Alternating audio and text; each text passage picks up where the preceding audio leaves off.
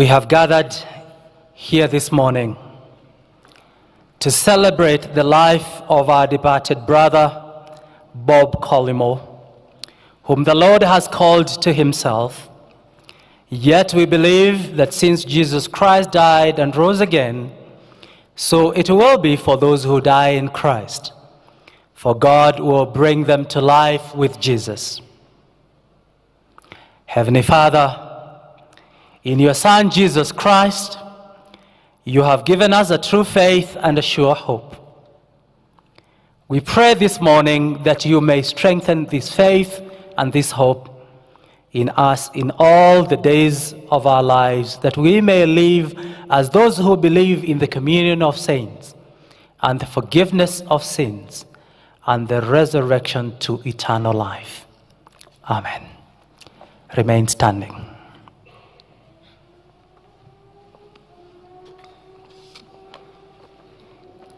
For everything there is a season, and a time for every matter under heaven. A time to be born, and a time to die. A time to plant, and a time to pluck. A time to weep, and a time to laugh. A time to mourn, and a time to dance. A time to cast away stones, and a time to gather them. A time to embrace, and a time to refrain from embracing. A time to seek, and a time to lose. A time to keep, and a time to cast away. A time to rend, and a time to sow. A time to keep silent, and a time to speak. Please remain standing for the reading of the psalm.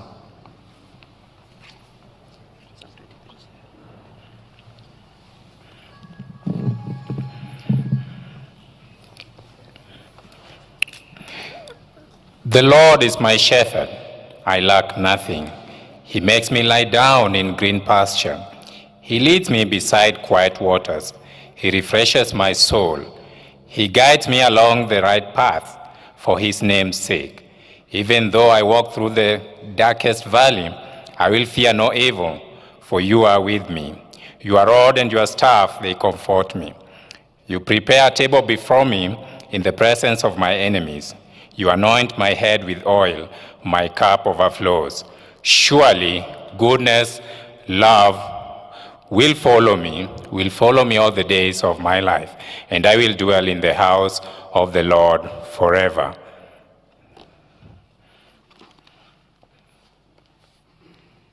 Kindly take your seats.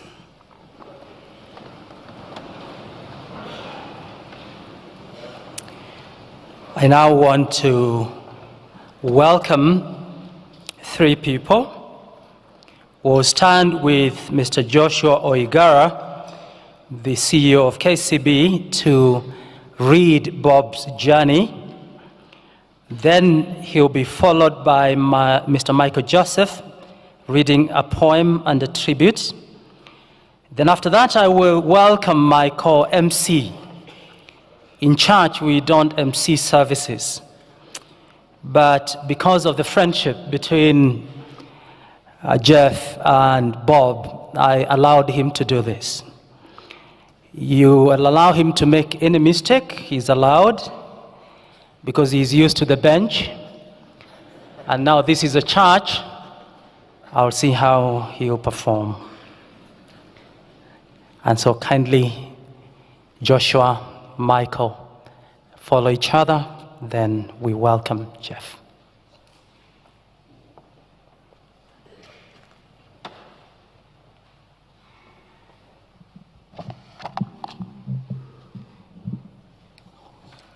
And I will read the journey for Bob Collymore.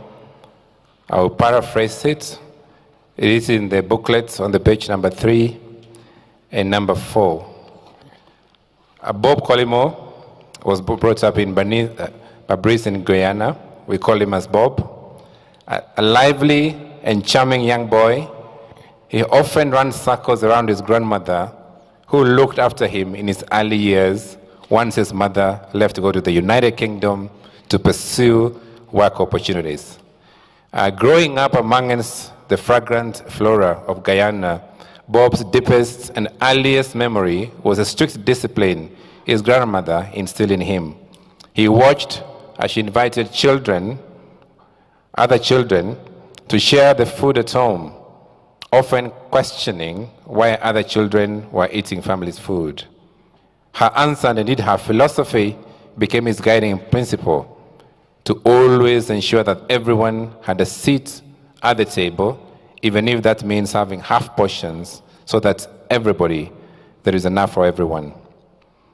When the time came to join his mother in the United Kingdom, Bob left at the prospect of moving to a new country to explore the breadth of a new experience.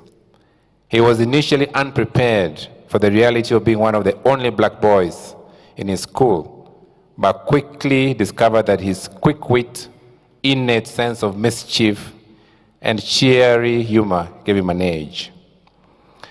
And someone who viewed the world through an inventive lens, Bob quickly discovered art as an outlet, and for most of his teenage years, he imagined an idyllic future where he could live off the creations. And when time came for university, he suffered his first significant setback. He was offered a place at the Warwick University, but had to turn it down because he was not eligible for funding. It was in that moment that he learned that he had to adapt if he wanted to create more opportunities for himself. While initially he thought this setback would mean that he could fully imagine a future of traveling and being an artist, that dream ended abruptly when his mother gave him an ultimatum at the age of 18. Get a job or find a new home. Not taking any chances, she secured an interview for him and made sure he showed up. And there begins Bob's accidental journey into the world of telecoms. He set up his first job as British Telecom, or BT as we know. And his first job was a tedious one, stacking shelves, but he did it so well that he had no choice. So BT had no choice but to shelve his efforts and give him a new job. Bob went on to join Cellnet and later Dixon, and he was responsible for many opportunities to grow and build a network. But in '98, Bob joined Vodafone, where he worked in progressively senior roles to enhance the company's strategic direction and build new solutions around the mobile phones. Bob then went on to his first global posting in Japan, and later on to South Africa as the Vodafone Governance Director for Africa, and later as the Chief of Corporate Affairs, which exposed him on how technology could transform the lives and leave an impact. But perhaps it was Bob's work in Kenya that catalyzed his belief that purpose was a key driver for business. And without a sustainable vision, companies will not be able to attract the right people and make any profits. And these 3 Ps form the essential elements for any company, and were quickly adopted by Safaricom. In later years, Bob was acutely aware that he had started a race of life within set limits that he had no controls over. He spent the later years of his life trying to make sure other people never had the experience with the same limitations. By leveraging the power of partnerships, Bob motivated his peers to make a more active stand on building partnerships, building responsible businesses, and sustaining a global outlook and transform lives. And Bob really understood the business community was a key catalyst to fast-track inclusion, and the global goals, as we know them as Sustainable Development Goals, are the most effective lens that could enable businesses to see inequalities and business opportunities. Bob held significant global roles, both at the United Nations level, as an ambassador, as a leadership advisor, as a commissioner, and he was a member locally at the Vision 2030, a founding trustee of the National Road Safety Trust. He was a founder of the Kenya for Kenyans, and he was spearheading initiatives through the Diabetic Management Institute. He was decorated by His Excellency the President as a Moran of the Burning Spear for his efforts to support Kenyan society. And all through his career, Bob's affinity for the arts and music never left him. During his time in Safaricom, he found it the perfect medium, allowing him to explore how to create more opportunities. And he founded the Safaricom International Jazz in 2014 and would cherish the opportunity to host award-winning international acts alongside Kenyan jazz musicians to support the children of Ghetto Classics. And Ghetto Classic is a community-based program that aims to transform the lives of 4,000 children by using music, education to provide opportunities for themselves. So his unique outlook on life created the necessary ingredients for an extraordinary individual. And to the end, Bob was extraordinary. Bob passed away early Monday this week at his home in Nairobi from acute myeloid leukemia. Bob is survived by his extended family in Guyana, the United Kingdom, and here in Kenya. He leaves behind his wife, Wamboi, 4 children, his mother, his sister, a niece, and a nephew. Fare thee well, my friend. Go well, Bob. Thank you.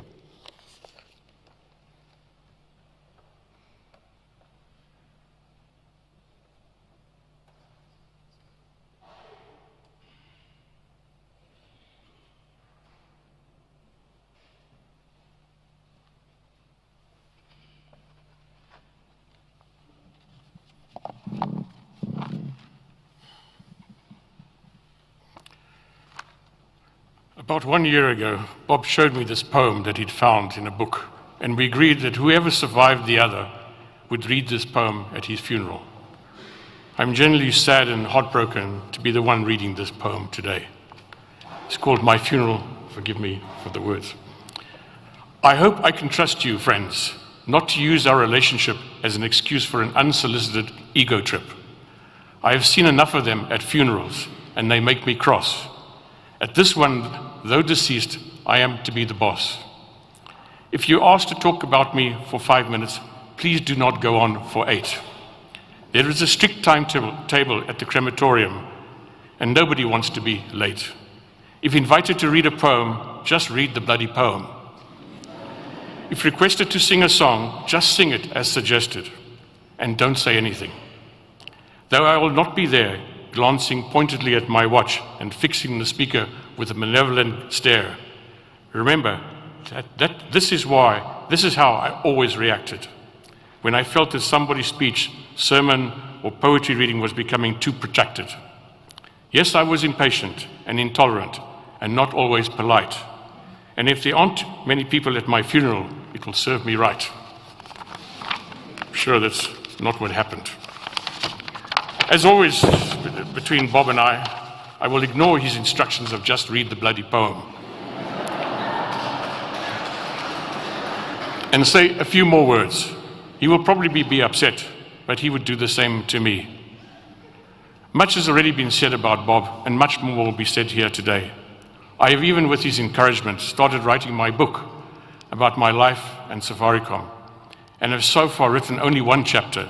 I called it Chapter 33. And I called it Bob.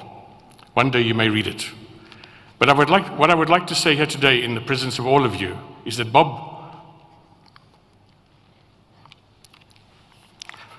was the bravest man I ever met. He faced the indignities of months of injections, blood transfusions, chemotherapy, constant tests and examinations, pain, and in the end death, with an enormous sense of humor and resilience. I'm sure many of you knew that about him. He was so considerate and concerned about his family, his team, and even his doctors. He did not want anyone to worry about him. He wanted to worry about everybody else. Over the last 15 years, I went from being amused by this white man in a black body, pretending to be a very serious corporate person, to really becoming a serious corporate leader, to the only man whom I loved. And desperately wanted to live forever. Excuse me. But somehow God had other plans. Farewell, my friend, and God rest your soul. Thank you. Thank you.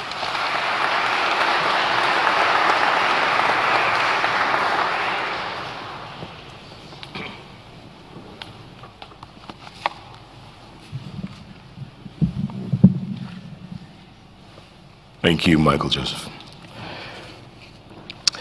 Excellencies, ladies and gentlemen, we're going to go straight to the tributes. We're going to begin with Ashley Chepkorir. She's a student at the M-Pesa Foundation Academy. She will be followed by Charles Musandu, representing Safaricom staff, and thereafter Nick Reed, the CEO of the Vodafone Group. Ashley.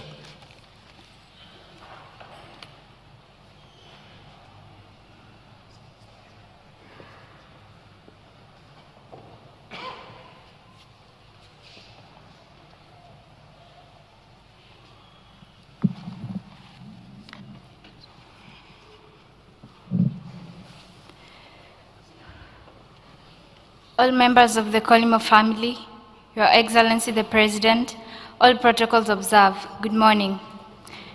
My name is Ashley Chepkorir, a Form 4 student at M-Pesa Foundation Academy, and I stand here this morning representing the students and staff of the Academy, a project that was very dear to Bob's heart.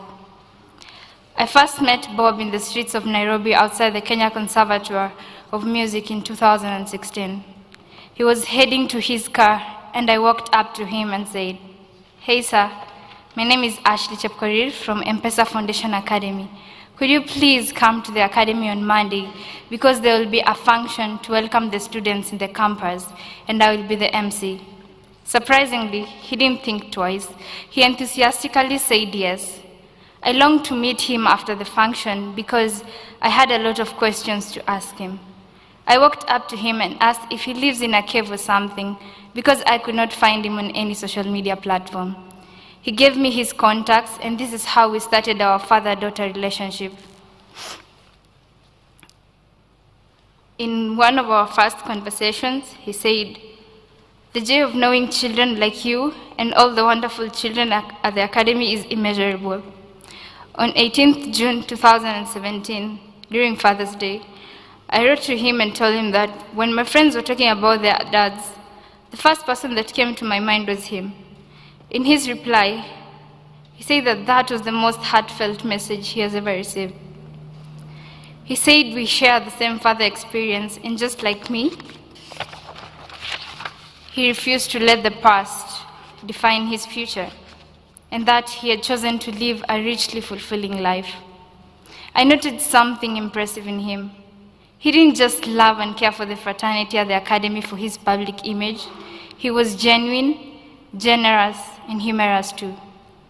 I remember we once organized a surprise visit during the sports day. He had a busy schedule and specifically said the visit would be very brief. The very and brief was in capital letters. He actually ended up staying for hours. All his emails ended with, "We now all need to focus on improving those grades as you promised." He wanted us to be successful, and on behalf of the students, his wish will be fulfilled. He has taught us a lot, and though he persistently told us that we inspired him, he inspired us more, and he will still inspire us every single morning. Through him, I learned a lot. He told me that a good business person uses their own product. That's when I started wearing my own jewelry and accessories and not just selling it to others at the Academy. The M-Pesa Foundation Academy fraternity was saddened by the news, and there was a somber mood in the campus. We lit candles in the resource center and administration block to honor the good life that Bob lived. He was our mentor and greatly impacted our lives, especially the students. We'll miss his surprise visits and inspiring speeches. I know that completely filling the empty space in our hearts is almost impossible, but we will try by being transformational leaders.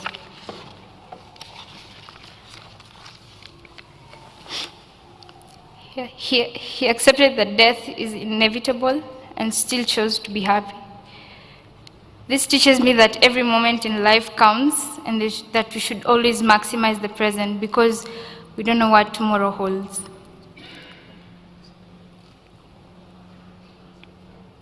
My last message to him is that you may not be here anymore, but my love for you will never die.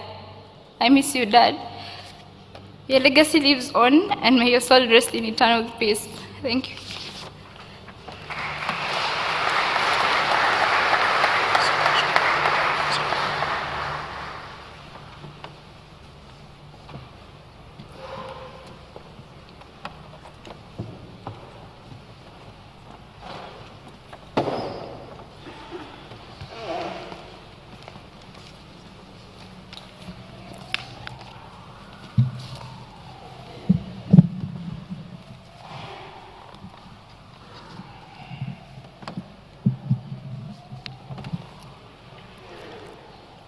Your Excellency, President Uhuru Kenyatta, Your Excellencies, admired business leaders, friends and colleagues, Mrs. Wambui Collymore and family, ladies and gentlemen, good morning.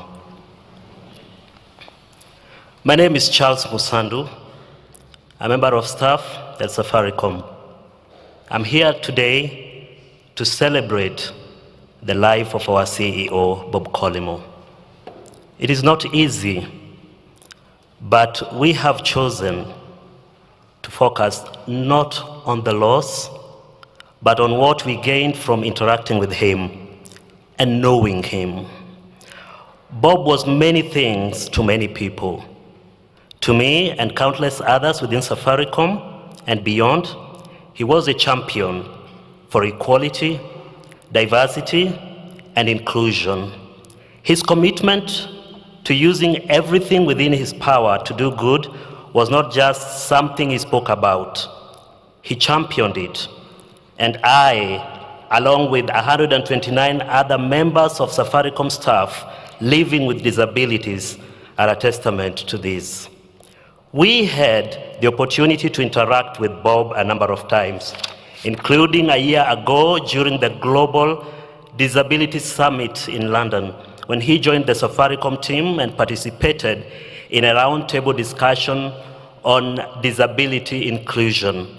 During this session, he spoke with passion about the need for more organizations to embrace persons with disability.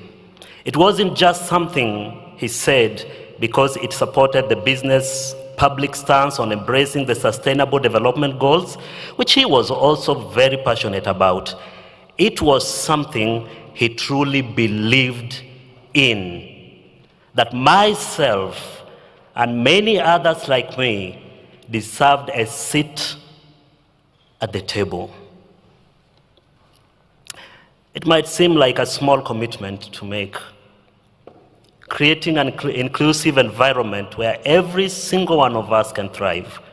But to the community of persons with disability, it makes a world of difference by empowering us, restoring our dignity, and showing the world that we too have something meaningful to offer.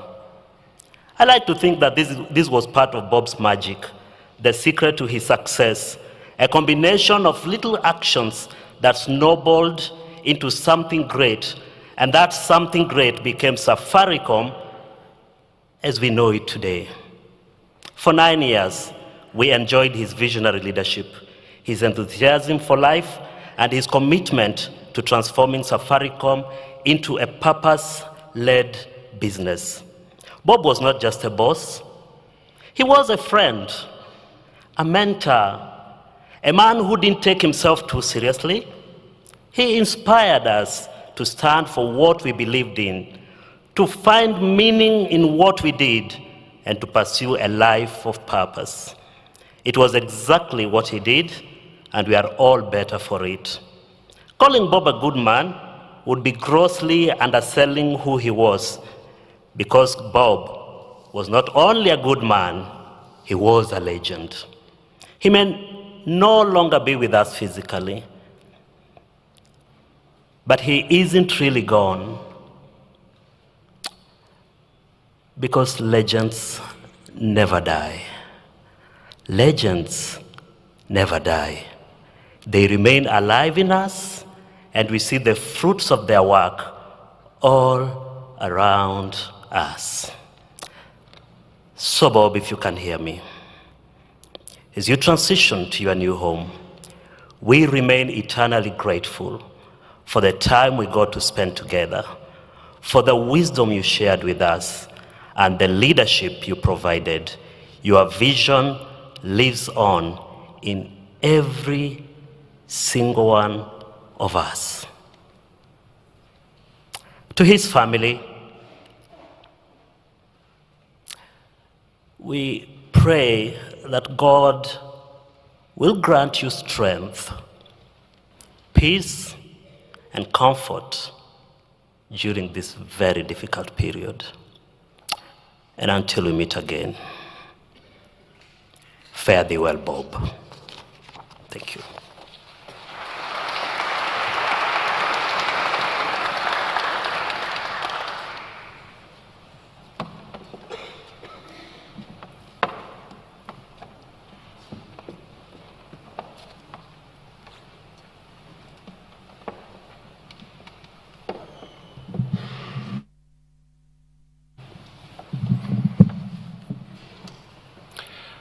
Dear friends, family, President, good morning. My name is Nick Reed. I'm the CEO of Vodafone Group. Bob was an inspiration throughout his global career with our group, which spanned 20 years and covered the UK, Japan, South Africa, and of course, beautiful Kenya. I personally had the privilege of working closely with Bob in his CEO role, especially whilst a member of the Safaricom board. Taking on the CEO role of Safaricom was a big step for Bob. He had not been a CEO before.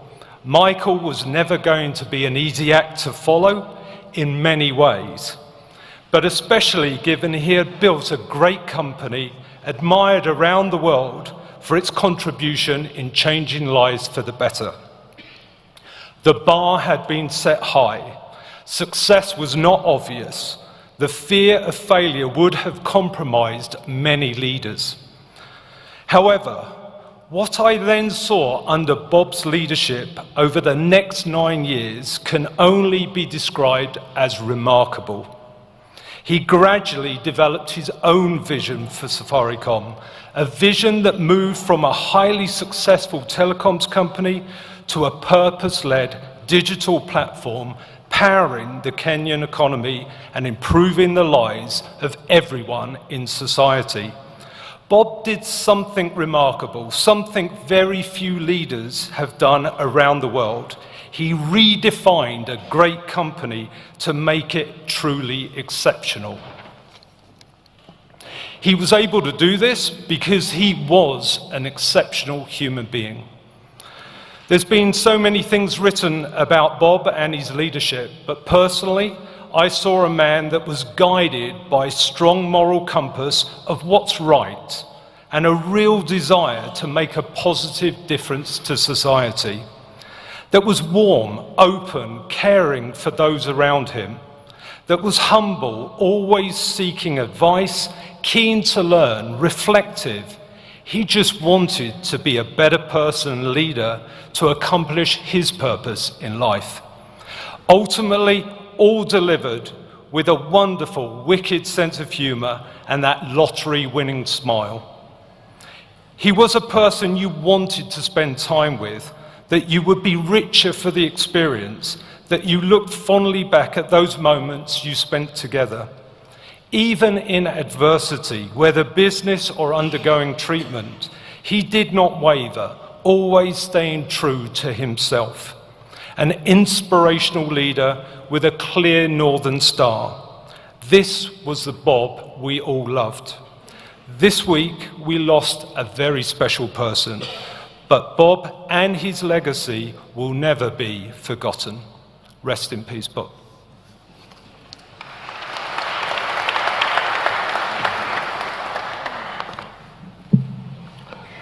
Next up will be Esther Mushemi. She's the chair lady of the Safaricom Dealers Association, and she will be followed by Joshua Chepkwony. He will be representing the telecoms community.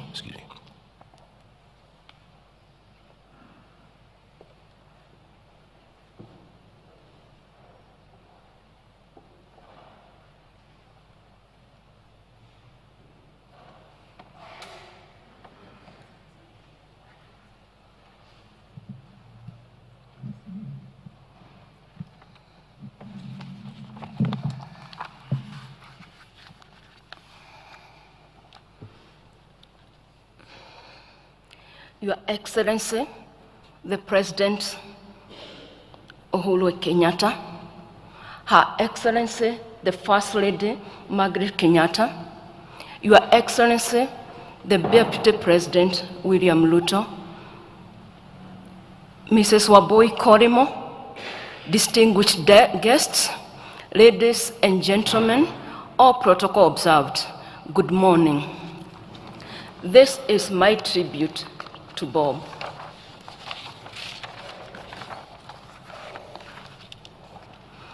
Bob, you truly were a great man of values, a man full of love for humanity. These are just some of the qualities that made you an exceptional CEO who led Safaricom for the last 9 years. I remember when you joined Safaricom and we were worried as to whether you'd fit in the shoes of Michael Joseph. This was made worse because you came in at a time of great turbulence in the industry. The first half-year results that you announced reported a loss.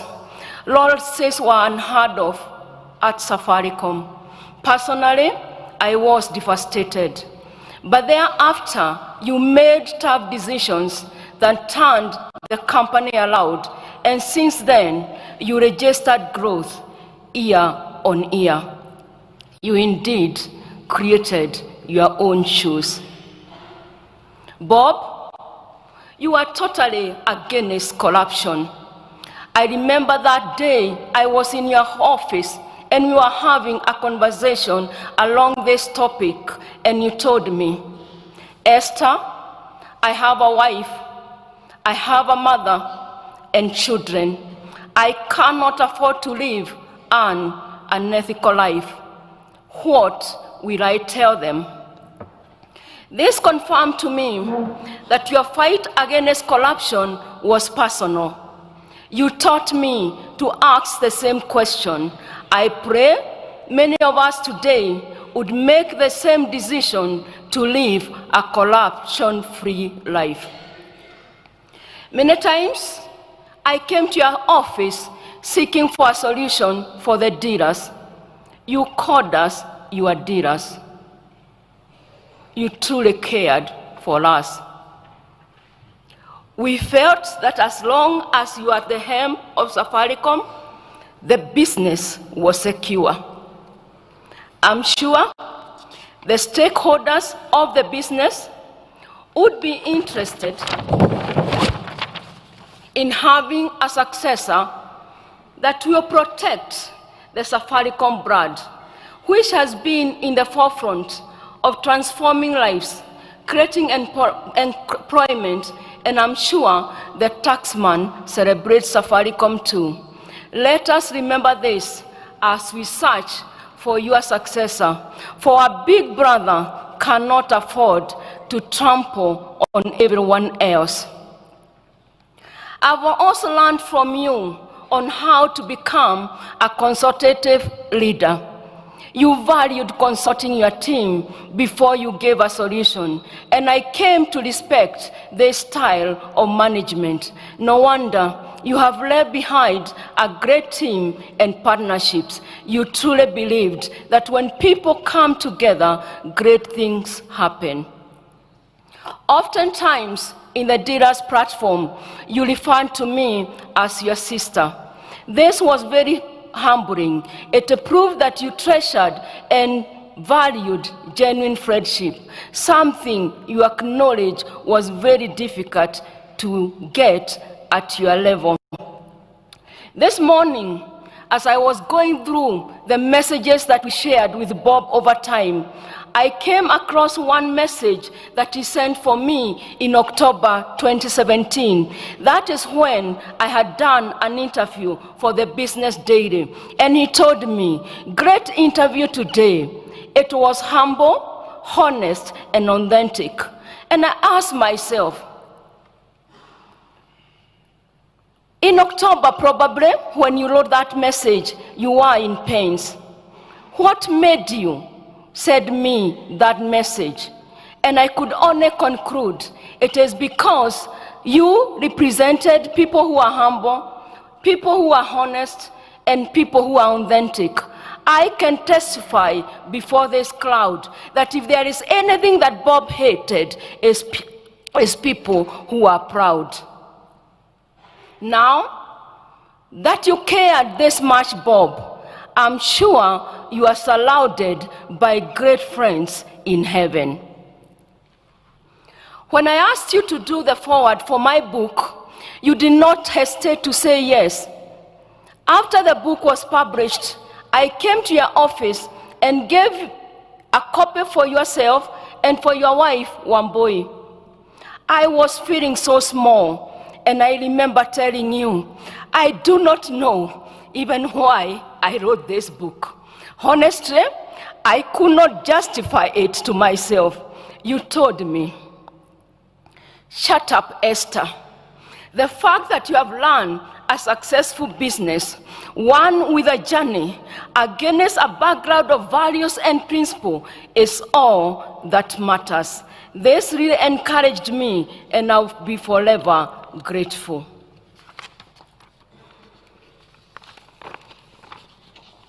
On behalf of the Dealers Association, thank you for always making time for us, challenging us to be better business leaders and people. Thank you for your dedication and inspiring us to greatness. It is said, what you leave behind is not what is engraved in stone monuments, but what is woven into the lives of others. Until we meet again, rest well, Bob, rest well.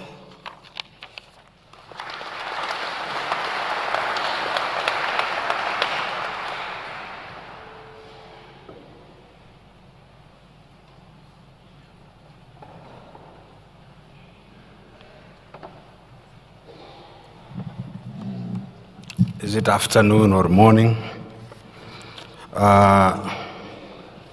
This is a tribute on behalf of the telecom industry, where Bob has been our captain for quite a number of years. Mrs. Wambui Collymore, the family of late Collymore, the President of the Republic of Kenya, His Excellency Uhuru Muigai Kenyatta, Her Excellency Margaret Kenyatta, the First Lady of our Republic of Kenya, His Excellency the Deputy President, Dr. William Samoei Arap Ruto, the directors of Safaricom, the staff of Safaricom PLC, ladies and gentlemen. I met Bob Collymore a decade or so ago through Michael Joseph, then the CEO of Safaricom, who I can see him here. And he introduced me to Bob before he took over the position of CEO. And Bob has served in teams as a board chairman, as well I serve as his vice chairman for the last 9 years. He was active in team sport from December 2010 until the day he passed away on the 1st of July 2019. He was very effective steering the board, harmoniously and skillful navigating through every key subject matter with full consensus, as other speakers have talked about that he ran his management style through a consensus, never hurried any decision. Everyone at Team's board will always enjoy his meeting and leadership style. It showed his leadership when we had a major fiber cut off the coast of Mombasa in ensuring that Team's consortium and our international partners, ET Salad, restored the service. Bob Collymore was a true selfless leader who poured all out of his dedication and energy to the last minute to the society and the nation as a whole. He believed in transforming the lives of Kenyans in more ways than one. For example, during the crisis of starvation in the northern Kenya, he called few of us, and friends, I believe some of our colleagues are here, and particularly in partnership with the Media Association of Kenya. And he said, what can we do? Let's not only speculate and say, we are seeing in the news that guys are starving in northern Kenya. What action can we do ourselves? And he managed, through that leadership, we were able to form a team. We mobilized through including a basculate of Red Cross and the rest of it. And we were able to craft a message that resonated to all walks of life in Kenya, to be able to contribute as little as much, whether it's 10 shillings through M-Pesa.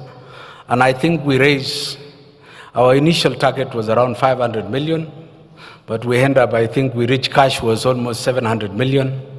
With some barter trade and so forth, it went to almost $1 billion. I think it is a record which has been kept, but it's through the leadership of Collymore. And we need to remember that that was his leadership and the love of the country. Because he came to this country, he discovers this country, he fall in love with this country, and he behaved and he believed truly he became a real Kenyan. Another initiative which he did also was the issue of the road carnage, an accident, and he said, what can we do? He mobilized a few of us, and he said, we must take an action, we must contribute something, we must participate. We cannot only wait for the political leadership, but let us also have our contribution. Because this man, he always made himself very useful to the society. I think that was a cornerstone, an attribute that you believe you need to ask yourself, how useful are you to the society as yourself? What do you do to make a difference? Is it complaining or doing something? But Bob, through his initiative and leadership, I think he formed a road safety advisory, and in the process, funds were raised, and more speed guns were bought for the police so that they can improve the process of trying to improve our road safety in the country. Because losing life, we're losing GDP, we're losing the best of our country in terms of our people. He also, which is a very important milestone, because he joined in the company in 2010, towards the tail end of the year. We were also going towards an election, and remember that we had serious issues in 2007, 2008. And Bob took an initiative and said, let's call the guys of the media. He called us for dinner. He said, guys, what are we going to do to make sure that we have a very peaceful election in this country? And we talked at it and said, how can a guy come from outside and leads us from here? But I realized that this guy had good meaning for this country. He meant well for the country. And we took that initiative, and I'm sure all of us, we had a very peaceful election in 2013. But I know it was not on the surface, but some people worked hard. We used to have a secretary in Zioka. Thank you, you worked very hard in those night meetings, drafting, Patrick Kwako, writing, making sure that we have a one message across the country in terms of what we communicate with the citizen and encourage every citizen. And of course, Bob was a businessman. I can't forget the question of, he brought in jazz music. I'm sure it has been described by other people, but I think he kept on, some of us who are not jazz fanatics, and we know Karumba and others, we decided to go and listen to the jazz music and saxophone and so forth. He made life of us, and we got to enjoy, and we start now thinking and say, we're upgrading ourselves. In the process, we upgrade ourselves. And but what distinguishes Bob Collymore from all of us is that he had something which is being called by business gurus John Collins, a level 5 leadership, humility. He has that aspect of humility, and he's a man of handshake. As much as he competes in the world, he used to sit with a competitor, have a cup of coffee, and be able to discuss real issues. He was non-controversial, and he had a different way of assimilating to the society. Of course, Bob Collymore was a businessman embedding Safaricom as an unrelenting, ferocious competitor, and make no apologies for its success.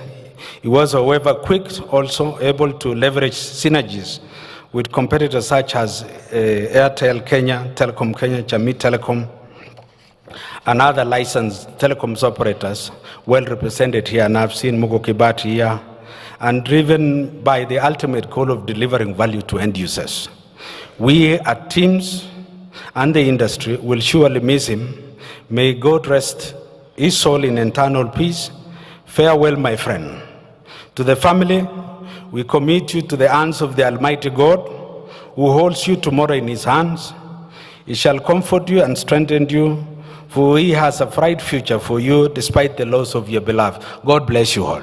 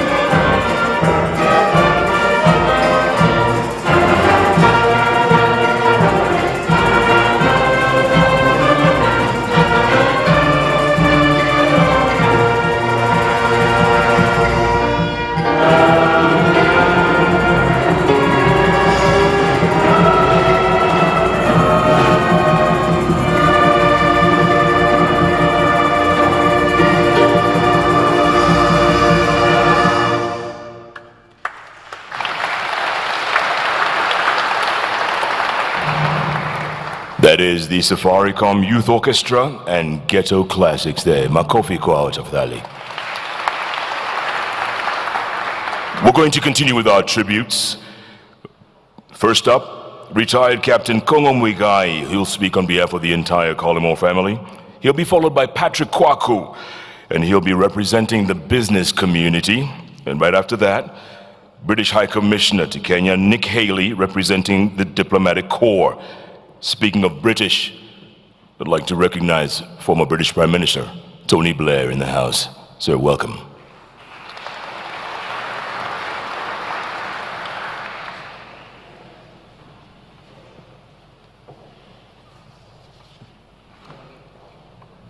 Your Excellency, the President of the Republic of Kenya, Your Excellency, the First Lady, Your Excellency, the Deputy President, our boy and your family, fellow mourners, God is good. And all the time, yes, as you've heard, I've been asked to speak on behalf of the family. And I think it's only appropriate that I show that family first, so you know who I'm talking on behalf of. First, I would like to ask Mama Collymore, Bob's mom, to just stand up and wave at the congregation if you feel strong enough. That's Mama Collymore.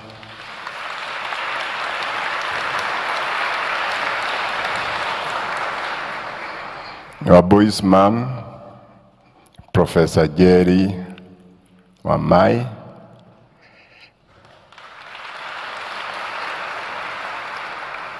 Bob's sister, please wave.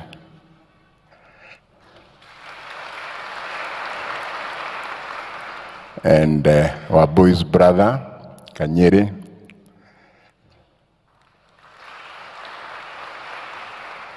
And then I'll ask the rest of the family, the Kamirus and the Wamais, to please just stand up and wave so people know you are here. Those are our boys, aunties, and uncles. Thank you. Well, the second thing I should explain, maybe some asking how come I'm standing here, talking on behalf of the family.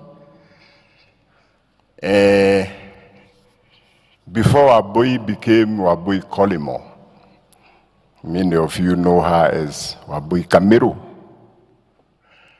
Wabui's late father, Kiago Kamiru, was a very, very great friend of our family. We knew each other since the early 60s. He went to school with our brother, Mheshimiwa Ngengi, and that friendship lasted throughout his lifetime. And I must say on the onset, most of you don't know him, but Kiago was a good man. He was an honest human being. He was a teetotaler, non-smoker, in the middle of a very wild crowd.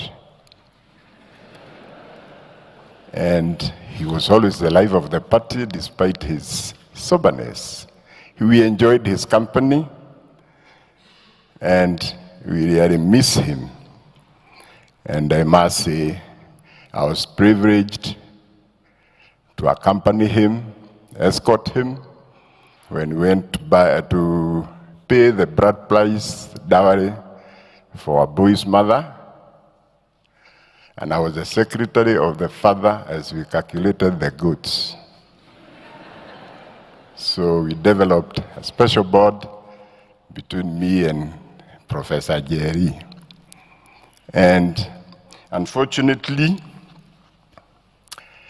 this same scourge that has brought us here, this cancer that has claimed so many of our loved ones, took him. He was diagnosed in the early 2000s. He put up a big fight. He was a brave man, very brave.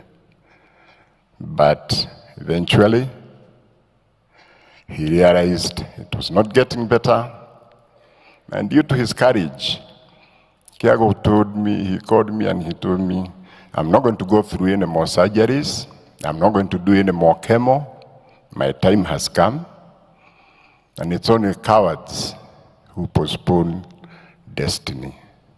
I read some of his son-in-law's words, and they resonate. He told me, we are all going to die. Nobody will remember me for dying. But I want to do something with the rest of my life that people will remember me with. And we know with his family, he did many things in the time that was left. I decided to mention that because I'm sure a lot of know Wambui as Wambui Kamiru, and very few of you know who Kamiru was.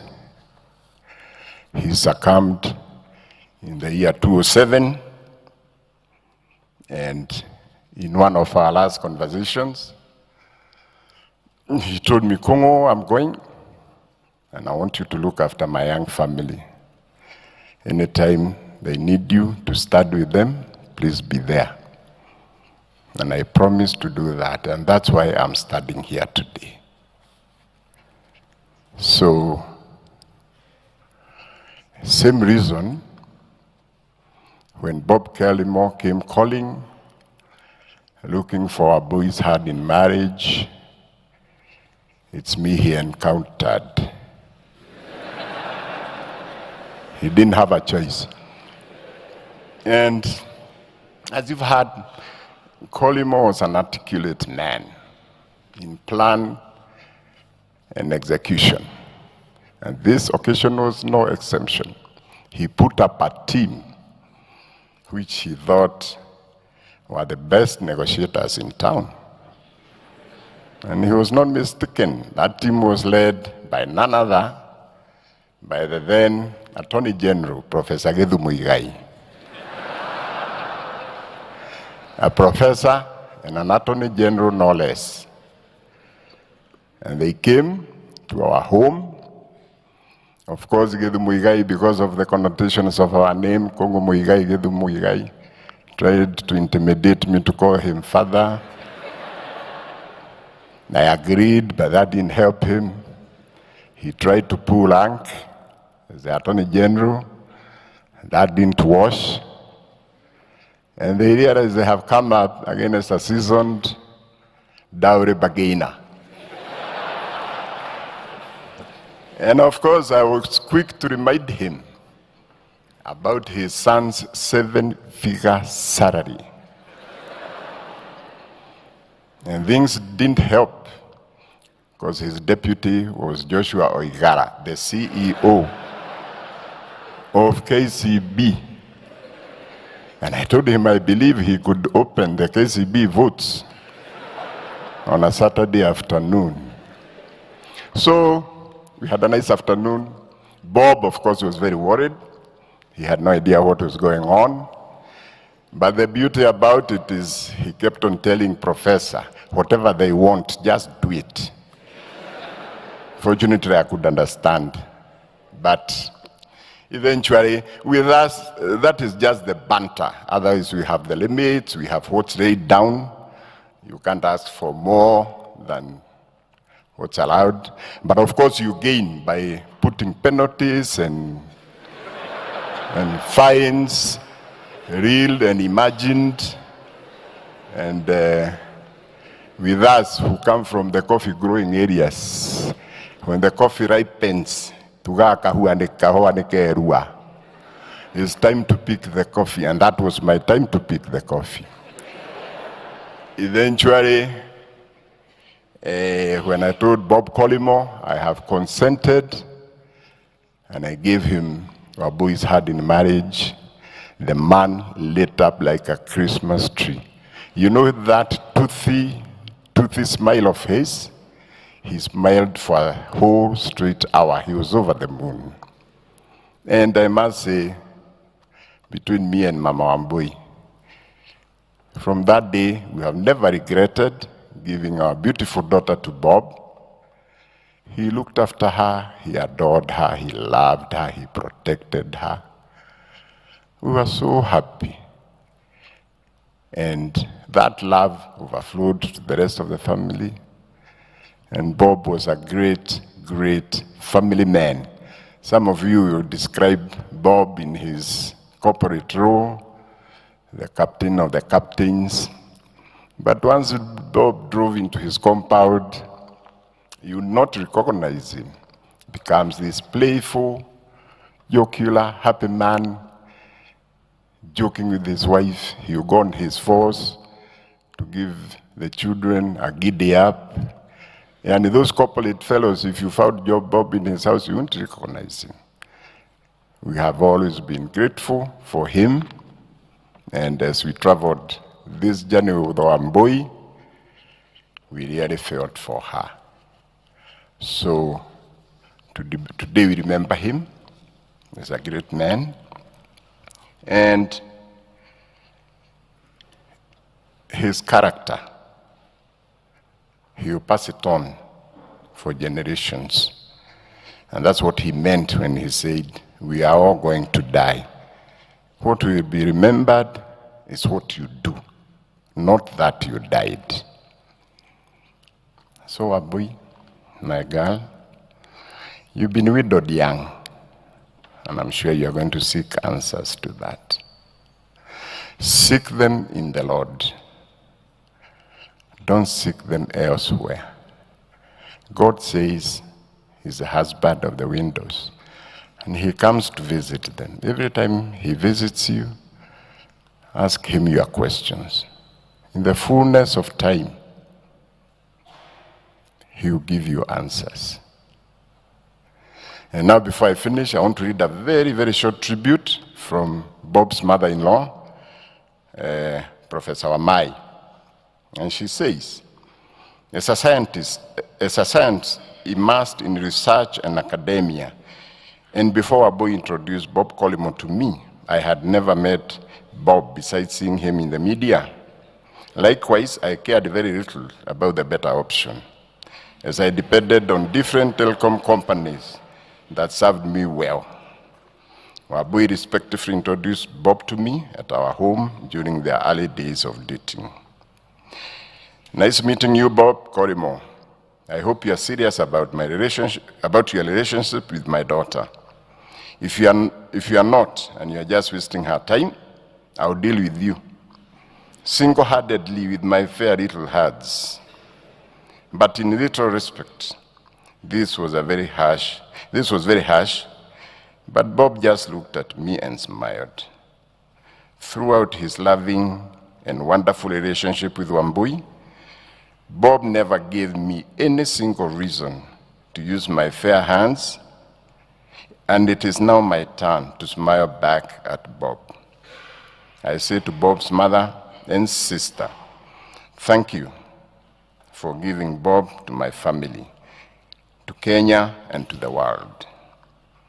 Bob and I shared a very special mother-son-in-law relationship, and I will highlight just one example among many. During one lunch date, he surprised me by hinting that he was frustrated with having to pop many pills for a long time to tame the leukemia. That lunch conversation was the beginning of our death can wait inspirational phrase. Bob's death waited since November 2017. Of course, death will eventually and surely take us. But we all can celebrate the life of Bob Collymore by using our will to defy death, even as we surprise the doctors, just like Bob Collymore did. As your death awaits, will you be making the world a better or a worse place? Will you be building or destroying the world? Let us all learn from Bob Collymore and use our death waiting time to make this world a better and happier place. Rest in peace, my dear son, Bob. And to Bob, We say, fare thee well, travel well. May God give you peace. He gave you to us, and he has seen it fit to take you unto himself. May his great name be praised. And the congregation will say, Amen. Thank you.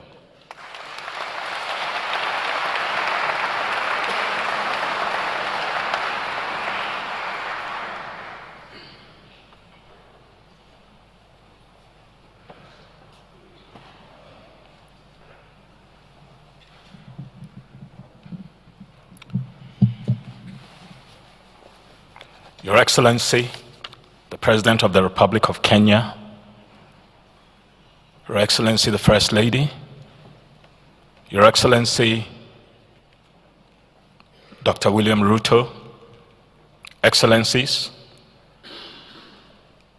friends, I've been asked to speak this morning on behalf of the business community.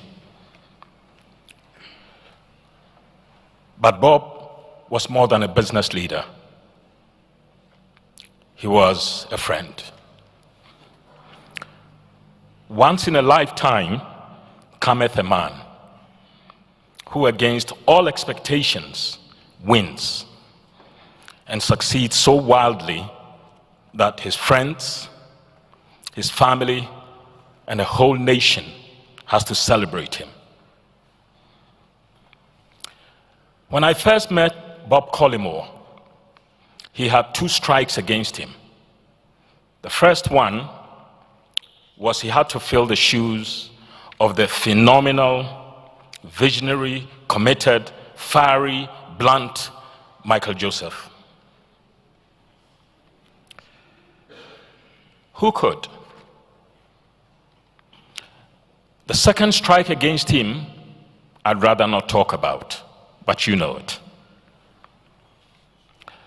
But Bob did not fill the shoes of his friend Michael.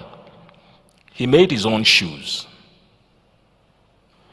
He wove the shoes, he handmade them with his relentless commitment to work. But more than that was his commitment to excellence. He created a higher and much more noble purpose for Safaricom. His passion was to serve his customers intimately every day. And he did serve his customers and Kenyans every day. His mission, beyond the amazing profitability of his company Safaricom and the constant stream of dividends to government, to the taxman, and to his shareholders, his mission was to serve the society he lived in, to change lives, and to build his employees forever. And when you met him, you felt it. Bob made everybody, including his people at Safaricom, want to aspire to be better people and to be better human beings.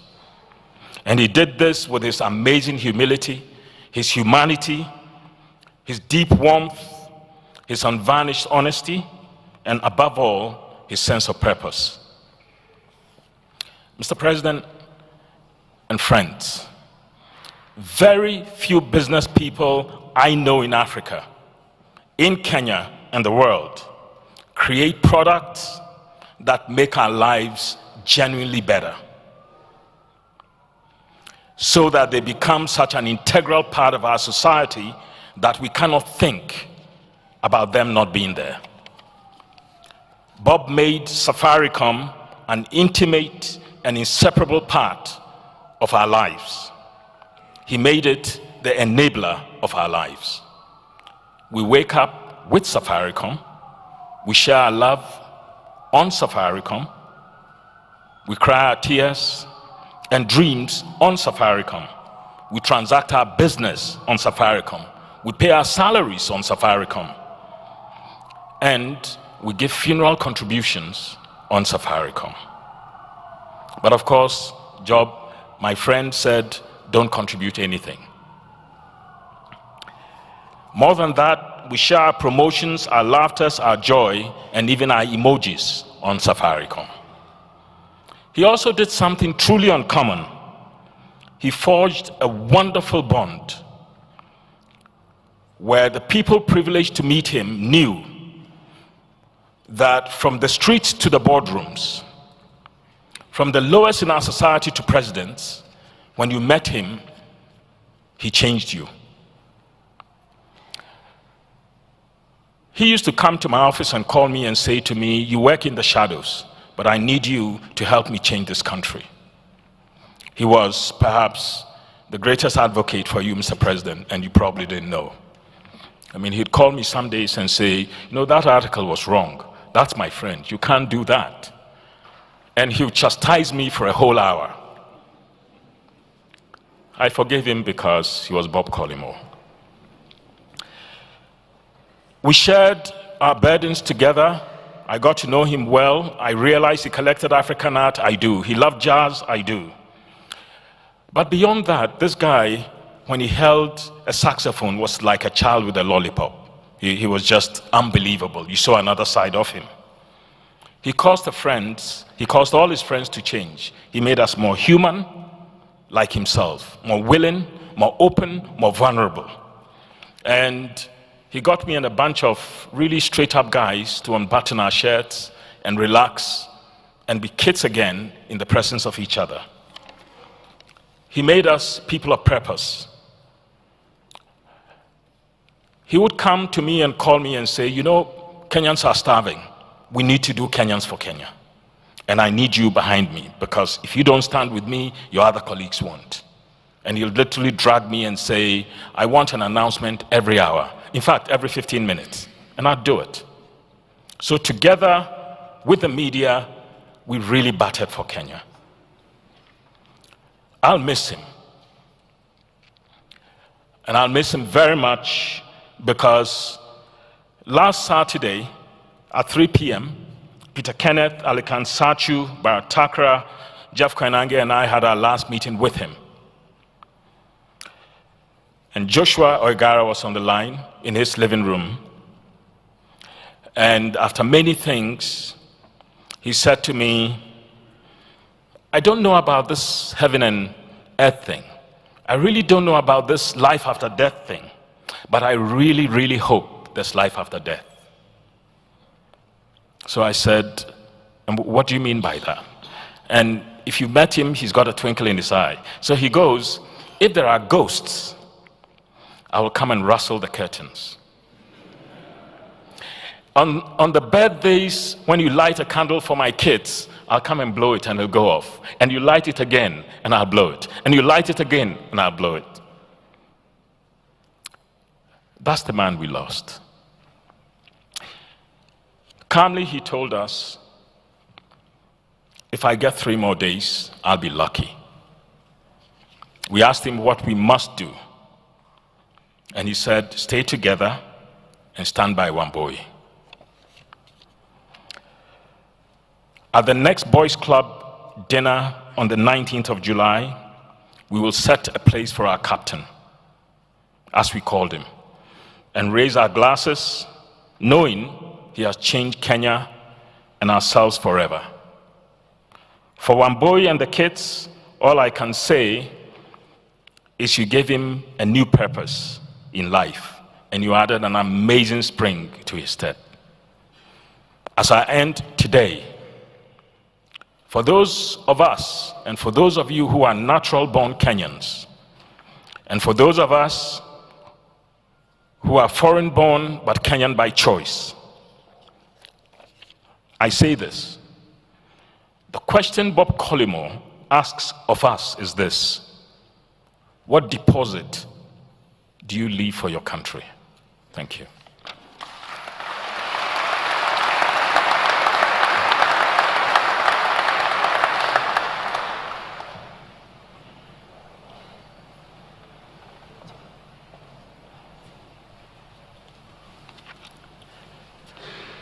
Wambui, Bob's family, Your Excellencies, friends, good afternoon. A great life is like a note of music in a cathedral.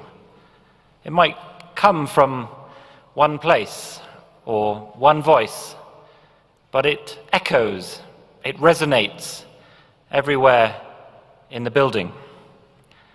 And as I go around Kenya, as we all go around this wonderful country, we hear those echoes, we hear that resonance of Bob.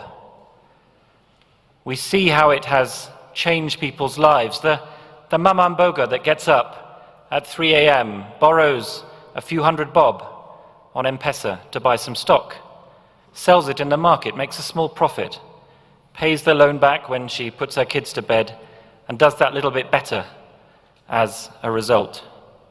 In the young innovator who uses the platform that Bob created to do some of the most exciting and innovative and clever things with technology that are done anywhere in the world, here in Kenya.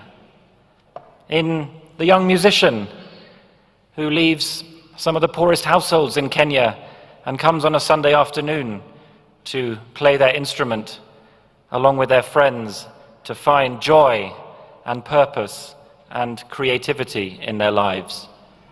I hear those resonances, Bob, of you everywhere that I go, and we hear them around the world in the work that you did with the United Nations, in the stand that you took against corruption, in the connections that you forged between people and countries. Because yes, Bob, you belonged to Kenya, but you were my compatriot too, as well as my friend, and you did so much to connect my country, our country, with this great country of Kenya, and to show what can be done through those connections. Now, in some great lives, that voice, that note of music, it's about drawing attention, it's about amplification, it's about saying, hey, here I am. Not with Bob. Bob didn't mind who took the credit. I remember when we launched a new team with the Kenyan police to track down people who abuse children online. And I called Bob and he said, great, we'll give them free comms, we'll give them access to all the data they need so they can find these people and track them down. He never got any credit for that, he didn't mind. What mattered was making a difference. Our brother Charles Musando talked about the Disability Summit that we hosted with Kenya last year in London. And sure, Bob came along as was described, but he also went back to Safaricom and said, let's make this the best place in Kenya for people with disabilities to work. And he set new targets, and those people came in, and he harnessed those talents. When we look back at the lives that we remember in our world, it's not the longest lives that we remember, but the ones that made the biggest impact. Just like it's not the longest note of music that echoes most, but the one that is brightest and strongest. And Bob, you were that bright and strong note of music. You will echo and resonate in our lives for as long as we live them, and in the lives of millions of others. And you brought us together in a great chord, a great resonant chord of working together to make a difference in this world. And for that, we thank you. May God comfort your family. May God rest your soul in peace. And may He give us all courage to pursue the work that you undertook. Thank you very much.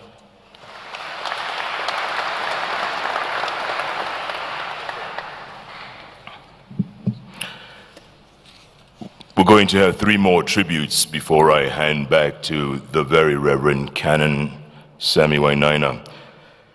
First up, Mr. Nicholas Nganga, Chairman Safaricom. He'll be followed by Peter Kenneth, speaking on behalf of Friends of Bob Collymore. And after that will be Principal Secretary and member of the Safaricom Board, Esther Koimet, representing the government. Mr. Nganga.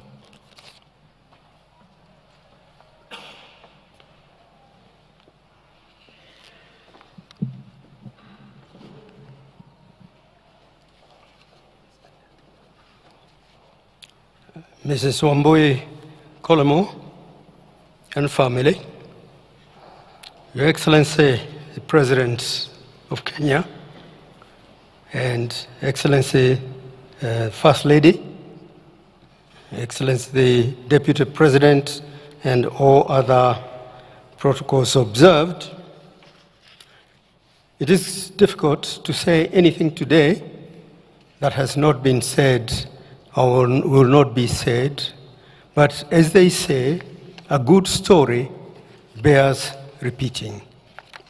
I stand here representing the board of directors that had not only worked closely with Bob, but also grown very fond of him over the years. The Bob we knew was not your average man. Even while enduring intense rounds of treatment, the kind of treatment that would have left many younger people weaker, Bob would make the effort to look unruffled, unperturbed, and presentable, I suppose as a way of showing the amount of respect he had for himself as well as for whoever he was meeting. Today, we feel like to have to make effort to pull ourselves together, to remain stoic, even in the face of extraordinary grief. Even though he repeatedly said that he was going to go, and we have no choice but to accept that he is gone, we may not be ready in our minds to say goodbye. Yet we must, because we must control our sorrow and humbly accept God's will. In accepting this, I pray that we find the strength to celebrate Bob's life, because that is what he would have wanted us to do. Bob was a man who the board trusted to deliver on the promises he made, none of which compromised his beliefs.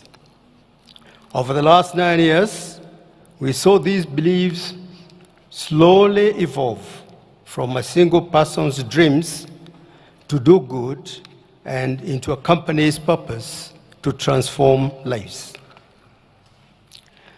He worked hard to achieve Safaricom's objectives, and more often than not, surpassed the targets that had been agreed with us at the board on business, because he also believes that this is how companies grow.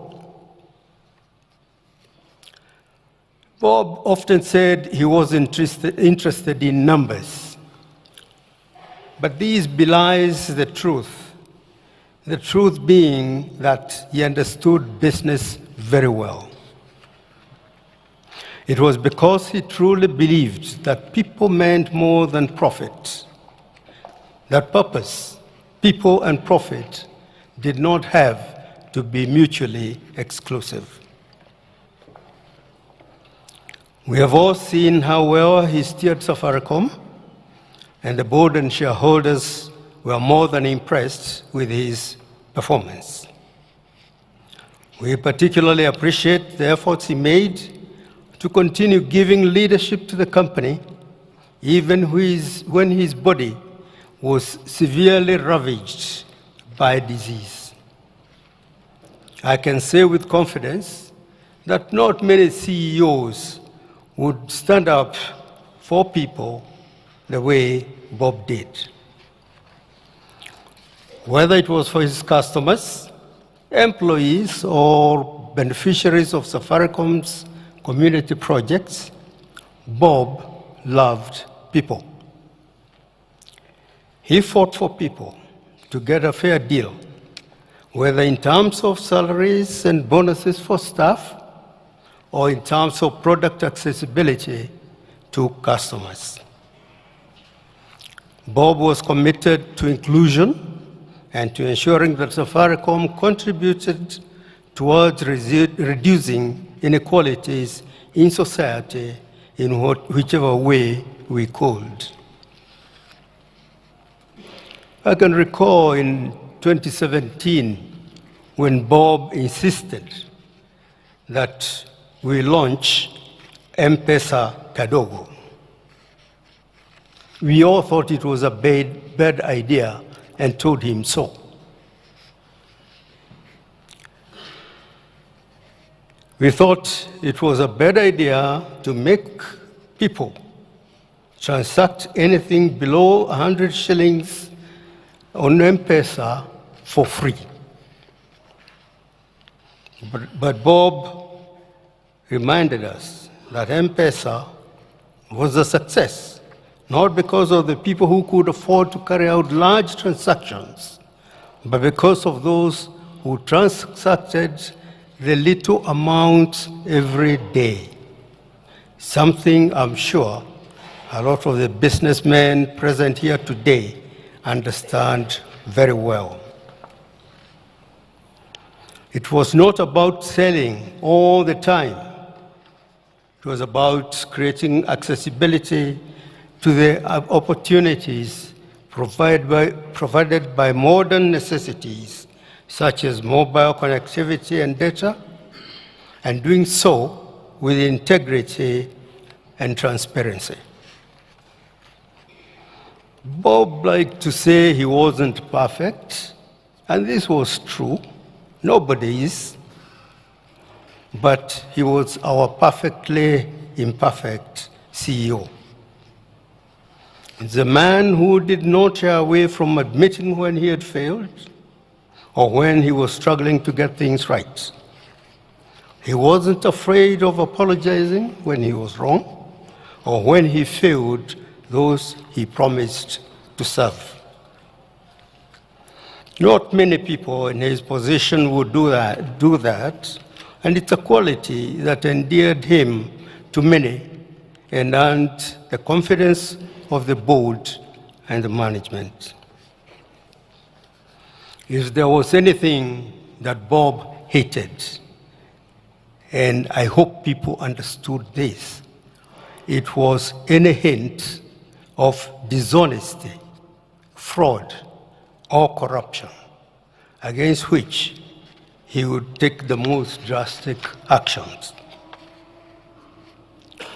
So today, ladies and gentlemen, we honor the memory of a man who believed in the equality of all, a man who made it his duty to ensure that men, women, and all people with disabilities would have the same opportunities. He had strong belief in inclusivity, which he often described as doing more than inviting someone to the ball. To Bob, real inclusivity meant inviting them to the ball and asking them to dance. We saw it in his style of leadership and his uncanny power to convene business leaders and others in order to advocate a cause for more inclusive business practices or for the welfare of the people. Just recently in May, he brought together a host of chief executives from different industries to discuss shared value. They did not send their representatives. They chose to join him there because he was the kind of man who made you want to listen, to share ideas, and to do more. Bob's passing leaves a gap we cannot easily fill. But in this loss lies the opportunity to honor his legacy by completing the work he began, and which he so passionately espoused. From deepening financial inclusion in communities inside and beyond Kenya's borders through M-Pesa and other services, to supporting sports and the arts, to spearheading efforts to achieve gender equality and create more inclusive and sustainable business models.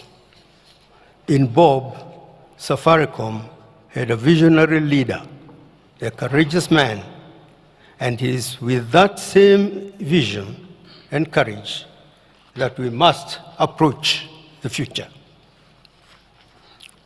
As I conclude, I wish to leave us with two indications of Bob's wide visionary mind. In discussions on the vexing question of dominance, Bob stated that instead of Kenyans fighting about one successful enterprise, what they should be trying to do is build 10 other companies like Safaricom. In various discussions also, Bob strongly reminded the board that Safaricom had long ceased to be a mere telco and had become a platform for providing solutions in such diverse areas as education, agriculture, health, and business. Quote, "We are a platform that is enabling enterprise, creating wealth for shareholders, giving back to communities, and empowering Kenyans," unquote. Right now, although it feels as if a light in our life has been dimmed, I believe that this spirit will continue to light the way for us, guiding us to achieve the vision Bob so passionately articulated. To his wife, Wambui, and their children, and the rest of his family, thank you for sharing the gift of Bob with us. We stand with you.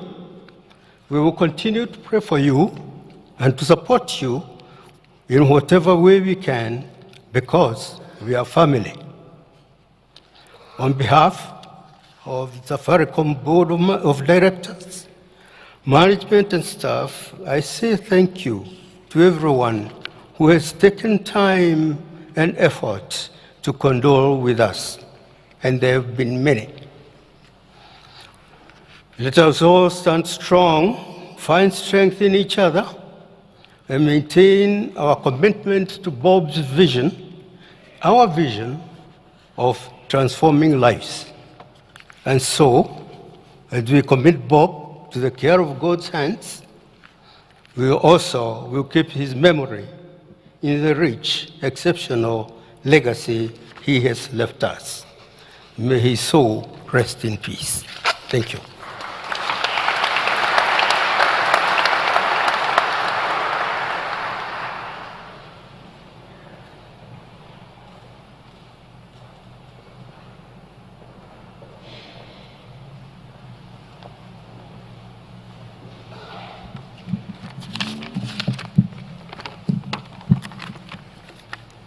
Your Excellency, the President of the Republic of Kenya, Her Excellency, First Lady, Your Excellency, the Deputy President, the entire political class,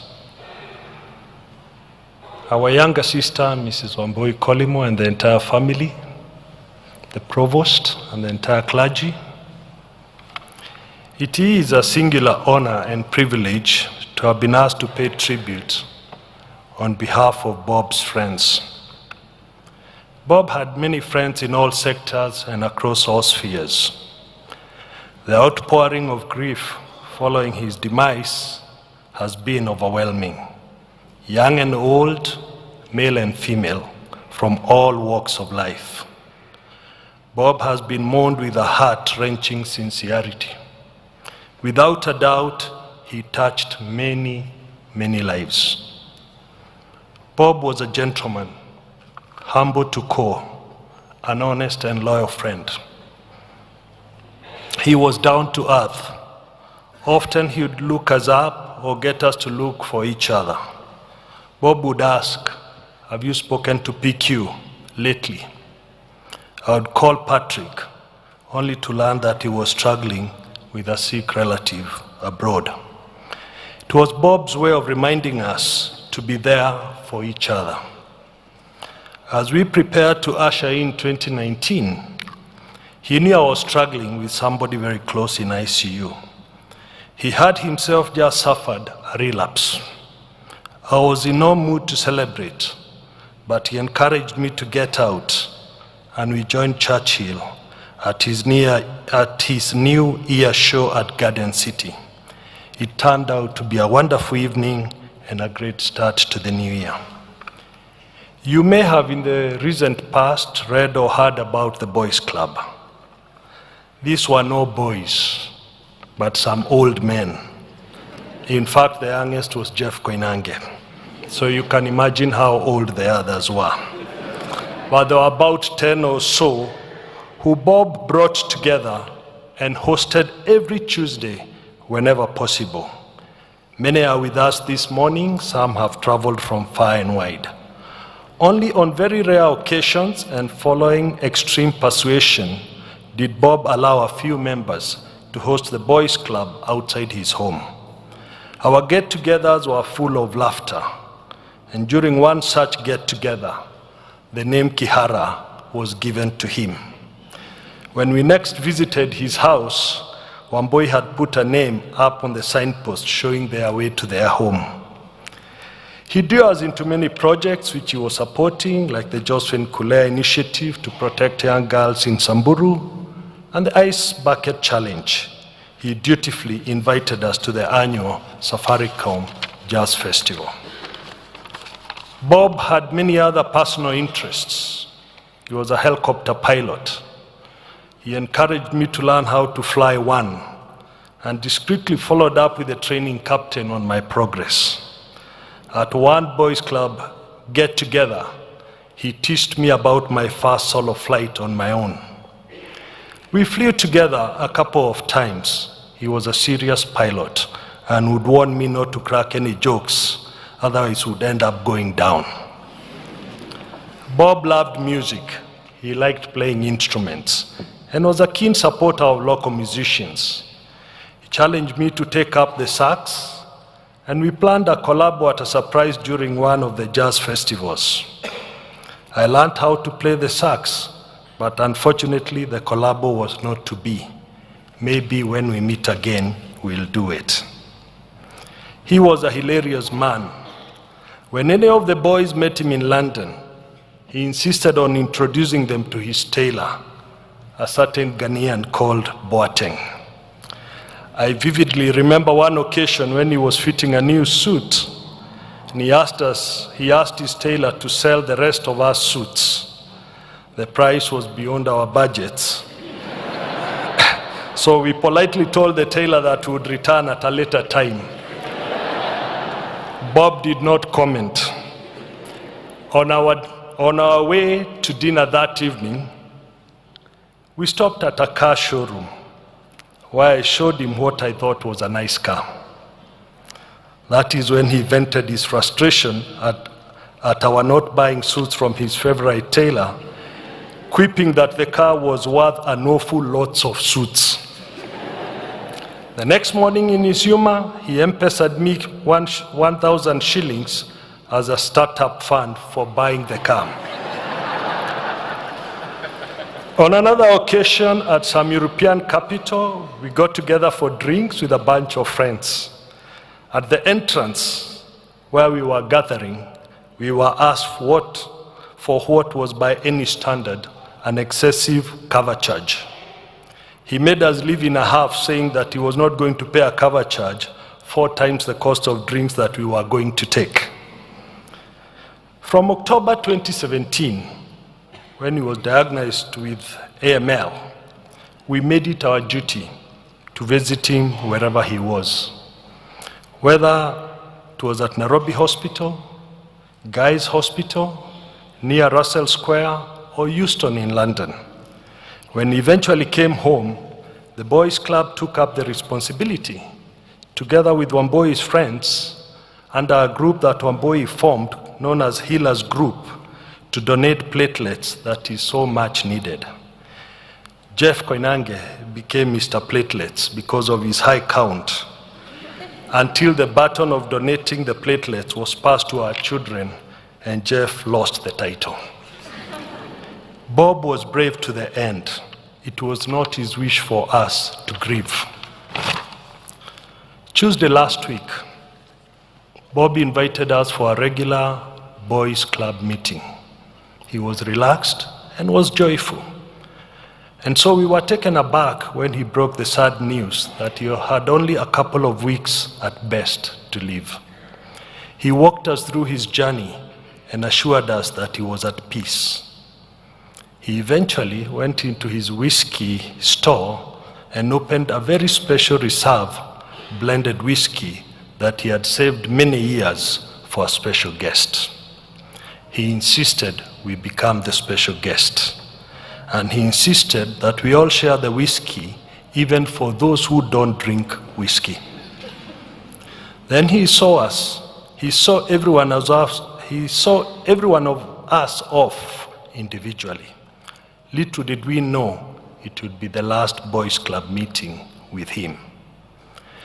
We did not want to leave the next visit for Tuesday this week. And so we insisted and agreed to meet him on Friday for tea last week. He later cancelled Friday because he was tired. On Saturday morning, we all woke up to a pleasant surprise. He had asked us for tea at 3 p.m. He was jovial, albeit in some pain. He told us what he wanted for his final journey and requested us, through one of the boys, Bharat, to oversee the cremation. Many of the members of the Boys Club traveled out of the country after the Saturday meeting. We still believed we had some time with him. On Monday, we all woke up at various destinations to the shocking news of his demise. We remain grateful to Patrick Kwaku, who responded to Wamboi's call at 3 in the morning and quickly got the message to the rest of us. I had just gotten to the DRC on Sunday night and woke up to find Wamboi's attempted call to me. Joshua Igara was in New York. Lamin had just gone back to Nigeria. We all turned back immediately to fulfill his wishes. We owed this much to a man we recognized as our captain. On Saturday, while we were there, and I think it's only fair that I say this, while he was taking us through, he also took us through two of his visitors last week. To Michael Joseph, Bob was overwhelmed by your emotions when you visited him on Wednesday. He reminded us of a similar scene in London a year ago when the two of you had gone out for dinner and you came back and you couldn't leave each other's hands. And I saw the difficulties you were. He had similar difficulties on his emotions about you. To His Excellency the President, he was very clear you visited him on Monday just to see how he was doing. But he felt you gave him an opportunity to explain what he was going through and how many days he had. He remained very grateful. To Wamboi and family, thank you for being there for Bob in good times and for taking care of him with such devotion throughout his sickness. Many times we saw you in London, at home, and we knew what you were going through. We reminded him on Saturday what you've always told us. You were not there, but whatever you've always told us, that if you were to do it again, it would be him. He smiled and the pain went away. Thank you for welcoming us into your home and lives, Wamboi. We will always be there for you. In conclusion, Bob died at the age of 61. He touched many lives. He had only been in Kenya for about 10 years. What a great example and lesson for all of us here today who have lived in Kenya over 10 years. Fare thee well, our captain. We remain ever so grateful to God for the gift of your life.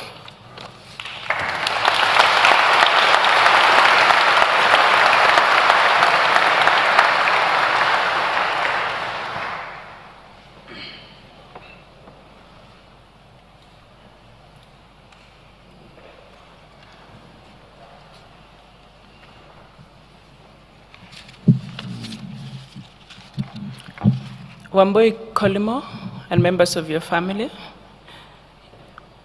our President, Your Excellency Uhuru Kenyatta, our First Lady, Your Excellency Margaret Kenyatta, our Deputy President, Your Excellency William Ruto, the Provost, dear friends, all protocols observed.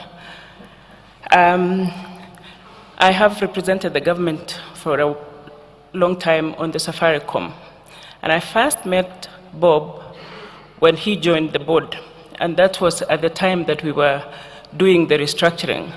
Many of you may not remember, but Safaricom started as a department of Telcom, and then when it became a company, Telcom held 60% of the shares and Vodafone held the other 40%. And so when we were restructuring Telcom, we made the decision to move those shares from Telcom to the Kenya government. And it involved a lot of shareholder discussions, and the decision was also made to list 25% out of that 60. And some of the shareholder discussions were very difficult, but having Bob on the board was very helpful, because we could, where we had difficulties in those shareholder discussions, talk to Bob aside and explain to him why the government was taking the decisions it was taking and why it was important for the structure to be the way the government wanted. And so he supported us. He would go, he would talk to his shareholder, the shareholder he represented. He would then call me and he would say, it's sorted. And we would move like that. And when we did the Safaricom IPO, that relationship continued. Whenever we had issues that we needed to discuss at shareholder level, he would always be the person that we turned to help our partner understand us better. And so we say, thank you, Bob. And then it came time to get somebody to take over from Michael. And as has been said, Michael's shoes were big shoes. And Safaricom was already an important company, and a company that was growing, and we needed someone who would make sure that this Safaricom continued in its trajectory of growth. We wanted someone who would not do harm to the company. And I remember the board created a nomination committee that involved the chairman, Michael, and myself. And when I saw the short list of the candidates, I was actually surprised that Michael's name was there, because for the life of me, I had not seen Michael in that role. But when we interviewed the candidates, we realized Bob was the one who understood Safaricom. He understood what Michael calls the DNA of Safaricom. And so we knew he would look after this company and he would grow it. And true to form, when Bob came, as has been said, he obviously decided to chart his own course, because Michael's shoes were too big, but he wanted to create his own shoes and make his own shoes. And what we saw was somebody who became very people-centered. And what that people-centeredness meant was that he created his team, he strengthened his team, he built that team to be an all-inclusive team. He ensured that women were recognized, were promoted, were holding more senior positions. He ensured that people with disability was brought on board, as we've been told. He ensured that young mothers could bring their children to work, so he created a creche, and he just made his people feel cared for, feel understood by their leader, feel that they had somebody that would understand them and with whom they could work to build the company. It also meant that he was very close to his customers. He became very customer-centric. He made his team understand the need to go to the shop floor, to walk on the streets of Nairobi and meet customers, to get into matatus, to get into shops. And he did all this by leading, by being the leader that actually did what he said, leading by example. And he also had a great way of managing his shareholders. And so he was always close to us. In the stakeholder group, the Kenya government is many things. The Kenya government is a shareholder, so all those relationships with the National Treasury. The Kenya government is a policy maker, and so all the ICT-related discussions with the Ministry of the ICT. The Kenya government is a customer, and the Kenya government also has a political side, all those meetings in Parliament and all the relationship that needed to be managed. And he managed them so easily. We didn't even realize, he would call you and say, we need to meet. He'd come to, to the office. We'd go to the minister, we'd go to the CS, and he would go as high as he needed to go. And you can see that he even created his own personal relationship with His Excellency, who at one time, of course, was his shareholder as the Minister for Finance. And so we got a leader that was very, very involved with understanding, creating networks, and so on. And as a finance person, we always believe in numbers. So let me share with you a few numbers. When Bob came in 2010, we had 15.8 million customers. He doubled that number. By the time he went to be with the Lord, we had 32 million customers. Our turnover grew by 199%, from 83.9 billion to 250.9 billion.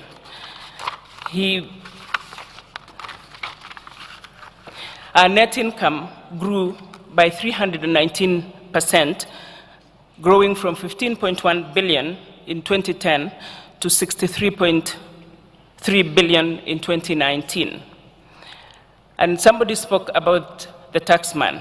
The total tax that was paid to the Kenya government during his tenure was 565 billion shillings. It tripled essentially from 29 billion annually to almost 100 billion annually. The dividends that came to the people of Kenya, to the government, was 77.5 billion. And that does not include the proposed dividends that will be placed before the shareholders this September of 26.2 billion. Our share price hovered around 2.75 shillings to 6 shillings in the first year of his service, and it reached a high of 30.5 shillings this year, making a valuation of the company to rise from the 2 billion at which we floated the company to 11.2 billion, and those are dollars. So from 200 billion shillings to 1.1 trillion shillings. M-Pesa, at the time he took over, transacted 814 billion a year in that year. It's risen to 11.7 trillion shillings, essentially $1 trillion shillings a month, the M-Pesa transactions. So you can see the impact that this man has had, his leadership has had on the company and on the people of Kenya. Esther spoke here about the customers, his agents, and there are so many businesses that have been created because he managed Safaricom in such a way that it became embedded in the Kenyan economy.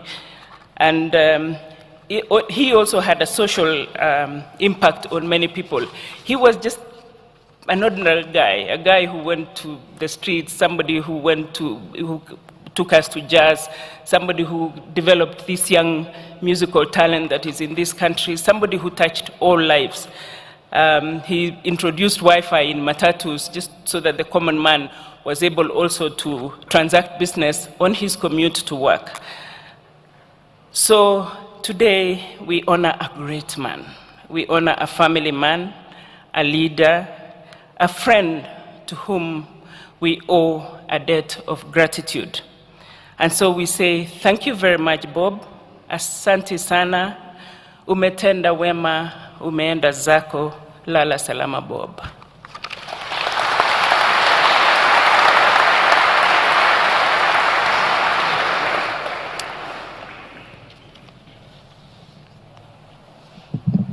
Is there a video? Was there a video?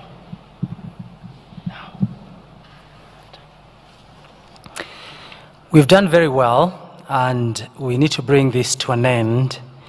But just before we watch a video, and then later invite His Excellency, the Deputy and the President, to bring their condolences and to eulogize this great man, allow me to give this time. Thank you for your patience. Kindly remain patient. I know the service is getting longer than we thought, but I think this is the day we celebrate Bob.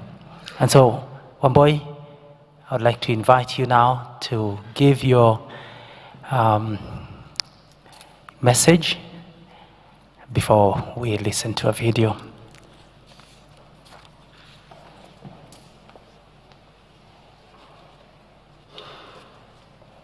Just in case. Thank you.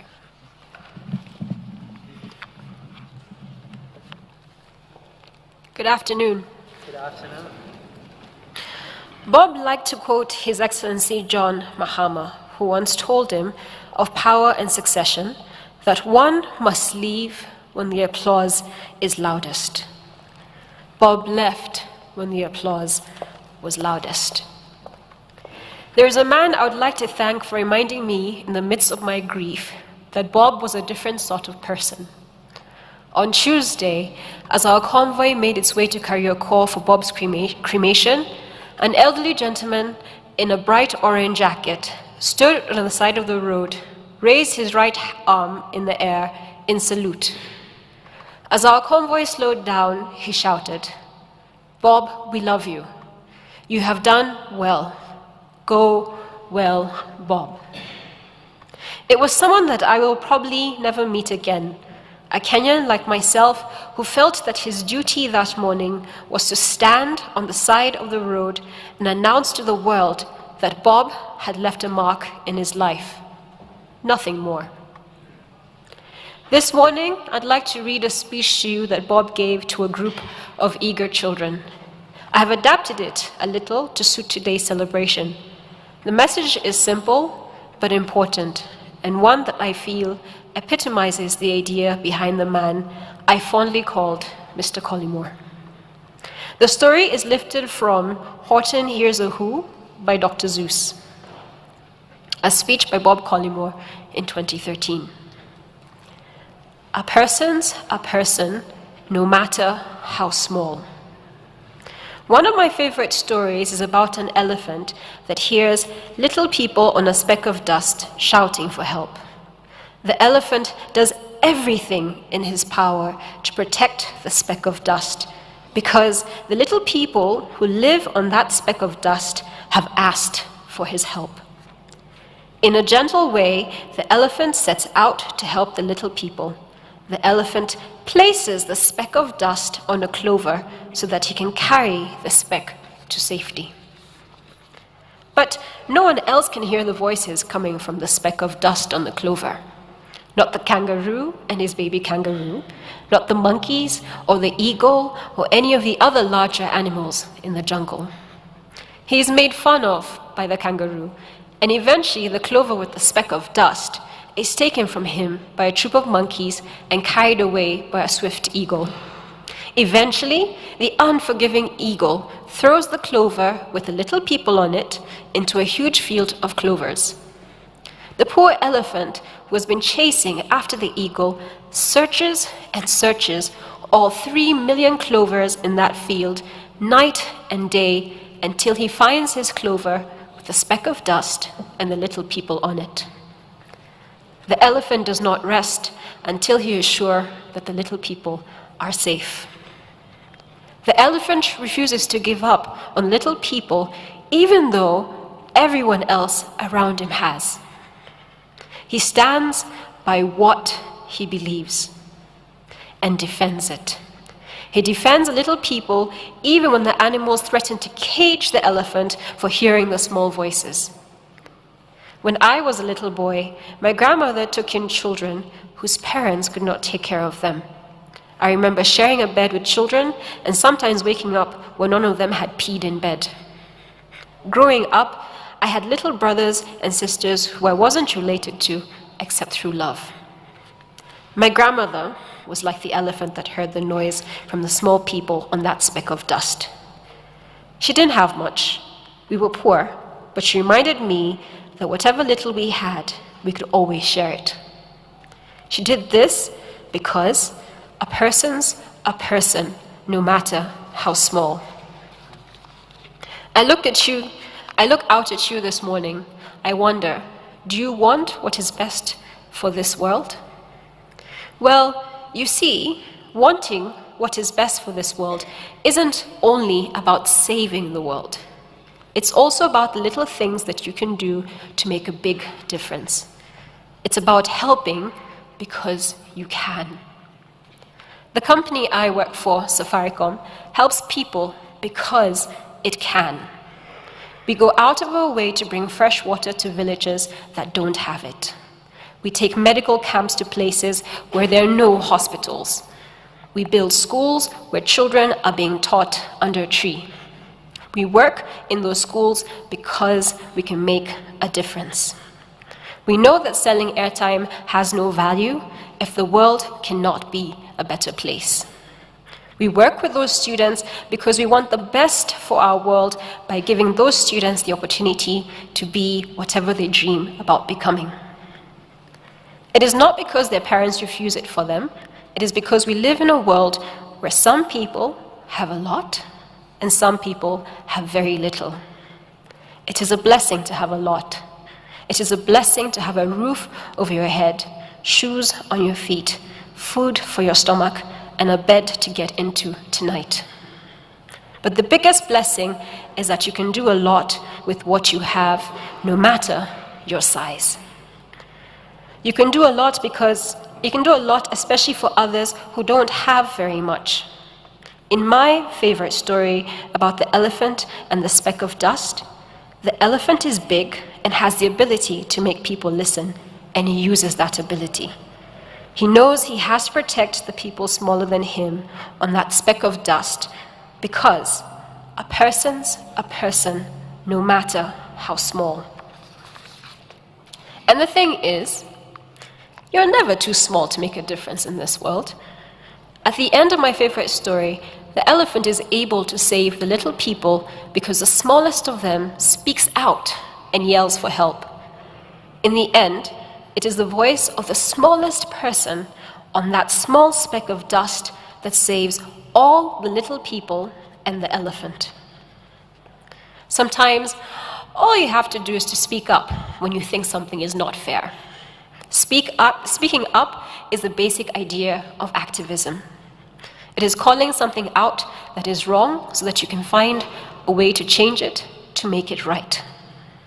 Speaking out is one way of making things right. Doing what we can is another way. We can do a lot by being considerate of our friends and family, our neighbors, our little brothers and sisters, and our surroundings. We need to remember to see each other, to say hello, and to say thank you. Being considerate means caring how you treat yourself, others, and what is around you. You have to be gentle. The big elephant could easily have crunched the speck of dust with little people on it. He was so big that he couldn't see the little people, but he was gentle with them, and this is what saved them. But being kind and considerate to others can make you stand out in an unexpected way. As you begin to shine because you know what you want and you stand for what you believe in, you will start to meet more and more people who will not like you. There will be those who will envy you, those who make fun of you, those who try to make you feel guilty for being who you are. So here's my advice. Never be ashamed of who you are. Never apologize for what you have. Never let people decide how you should feel about yourself. Be proud of yourself and your achievements. Believe in yourself first. Stand up for what you believe in. Speak out when you think something is not fair. Be considerate to those around you, especially for who and what is smaller than you, because A person's a person, no matter how small.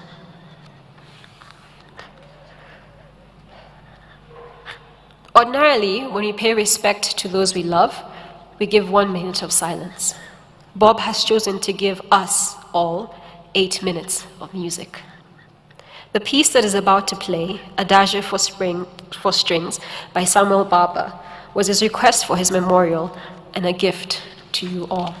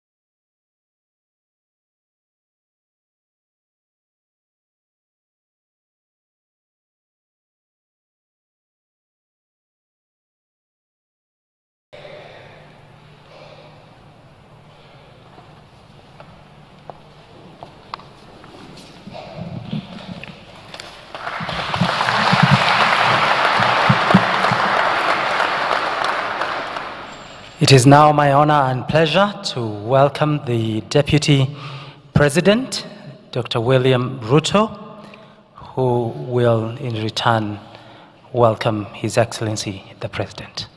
Kindly welcome.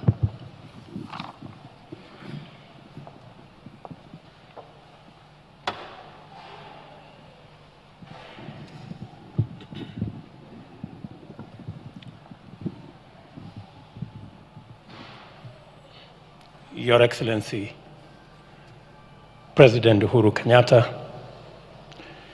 Your Excellency, First Lady, Wambui Collymore, the mother and the family, the Right Honorable Tony Blair, former Prime Minister of the United Kingdom, former Vice President Mudi Awori, former Vice President Musalia Mudavadi, former Vice President Kalonzo Musyoka, political leaders present, church leaders, business leaders, ladies and gentlemen.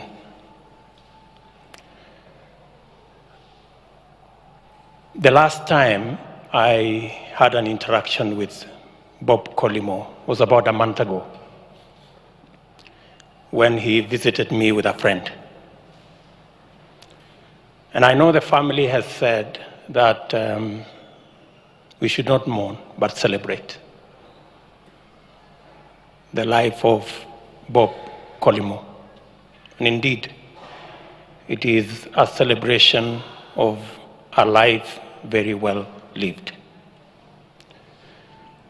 But it is difficult to reconcile Bob Collymore, who we all knew had this terminal condition and that he had not long to live. But when you met Bob Collymore, he behaved, he interacted as though he was going to live forever. It was quite a paradox. And it goes to demonstrate his courage and what he stood and lived for. Bob Collymore was not just a business leader in Kenya. He was not just a successful corporate business leader in Kenya. He inspired and influenced government policy. Allow me to just mention two occasions. On one occasion, when we were thinking about our education system and the reform that was required in our education system, and our re-engineering of our education so that it responds more to the needs of industry, that inspired us to think about technical education, competence-based education, as is being rolled out now. Bob Collymore became a big source of inspiration because here came a man without a university degree who ran successfully the most profitable enterprise in Kenya.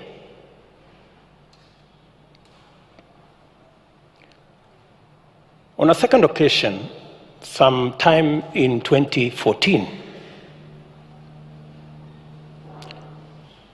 His Excellency President Uhuru Kenyatta was leading us through the process of thinking about how we can reform our police and what we needed to do to improve the conditions of service for our policemen.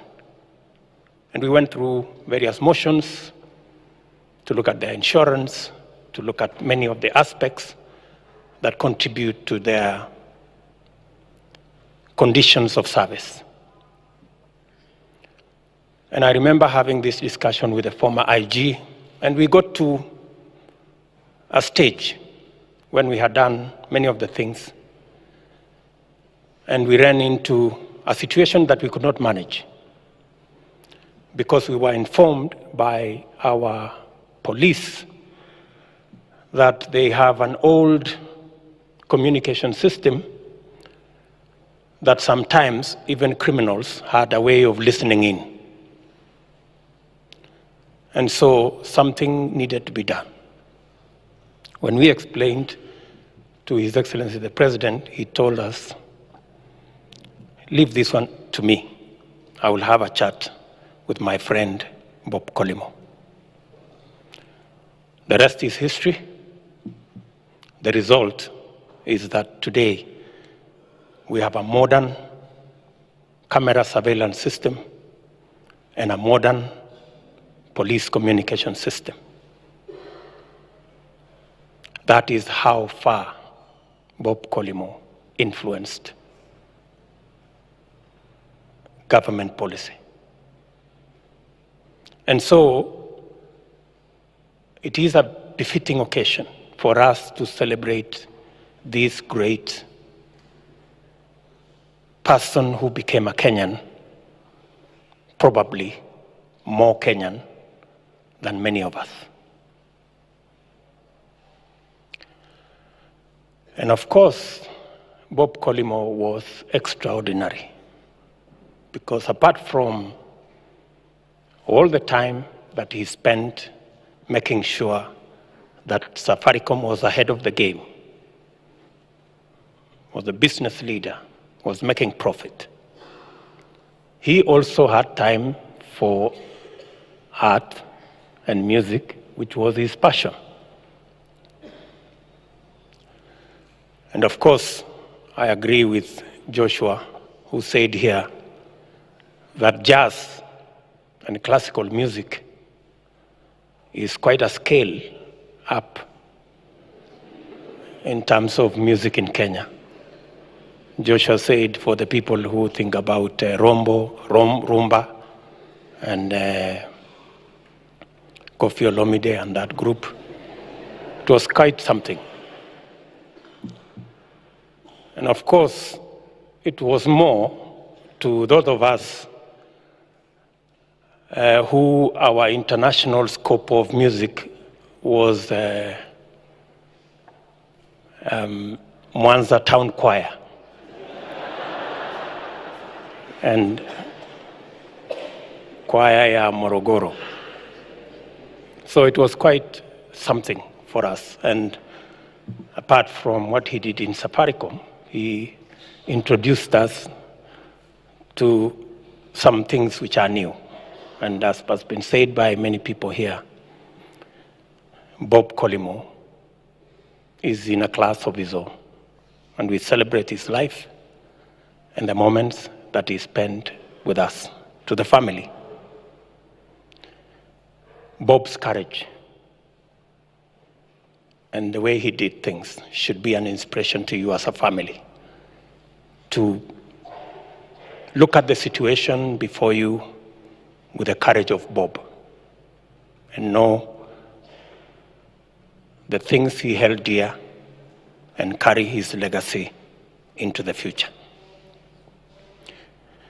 Before I request His Excellency the President to make his remarks, let me, on behalf of all the other leaders here, request with a lot of humility the former Prime Minister of the UK to come and make remarks.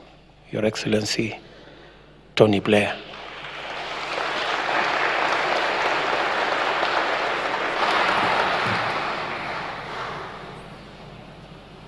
Sorry for the ambush. It was instructions from the President.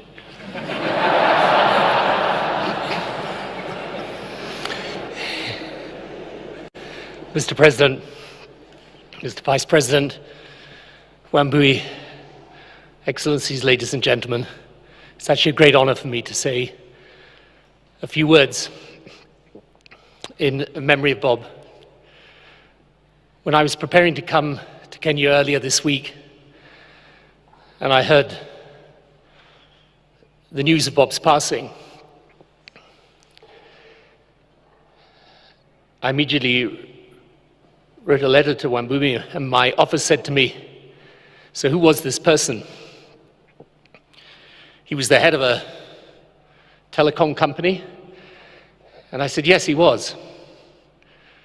He was the head of a telecom company. And he was a great head of a telecom company.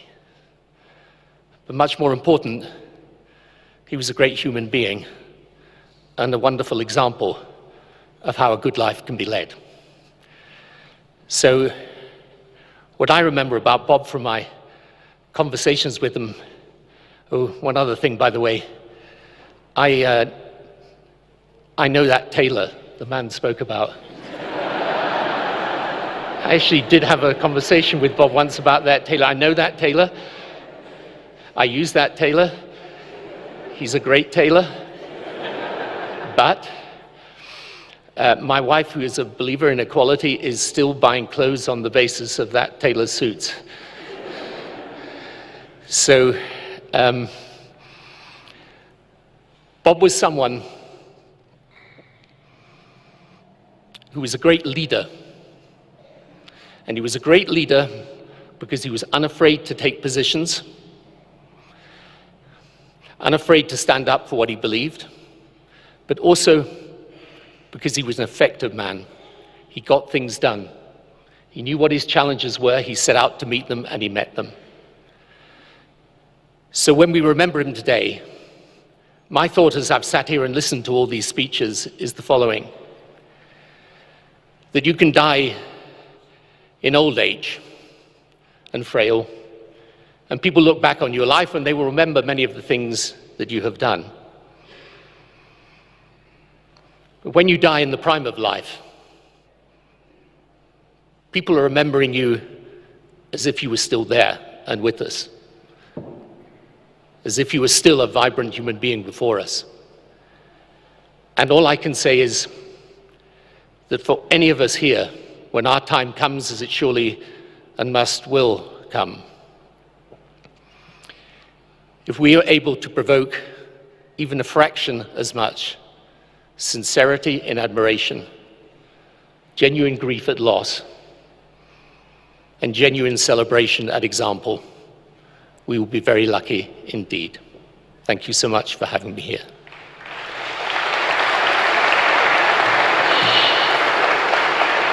Ladies and gentlemen, it's now my pleasure to request His Excellency the President of the Republic of Kenya to come and eulogize his friend.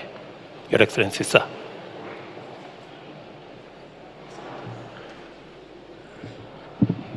Please be seated. Thank you.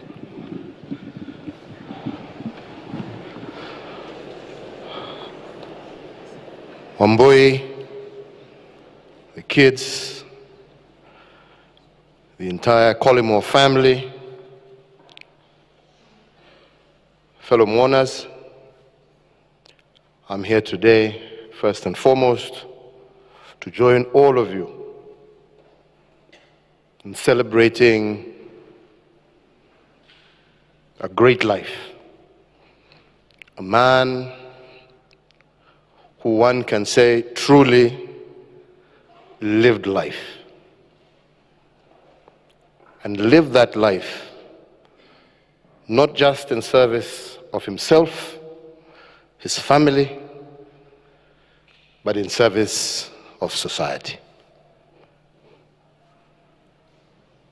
Bob was a man born in Guyana, yes, traveled via the United Kingdom to various destinations across the globe, but finally set foot and settled in Kenya 10 years ago. And he has made a contribution, as some have said here, greater than many who are born, bred, and lived in Kenya throughout their lives.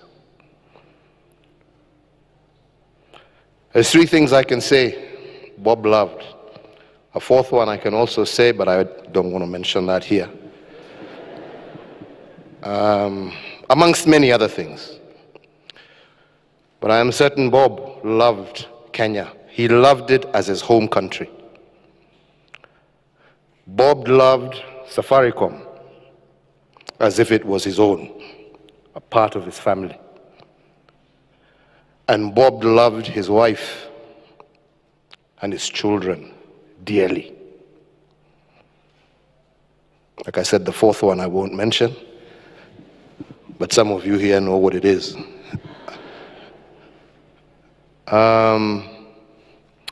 We have lost a friend. We have lost a part of our soul.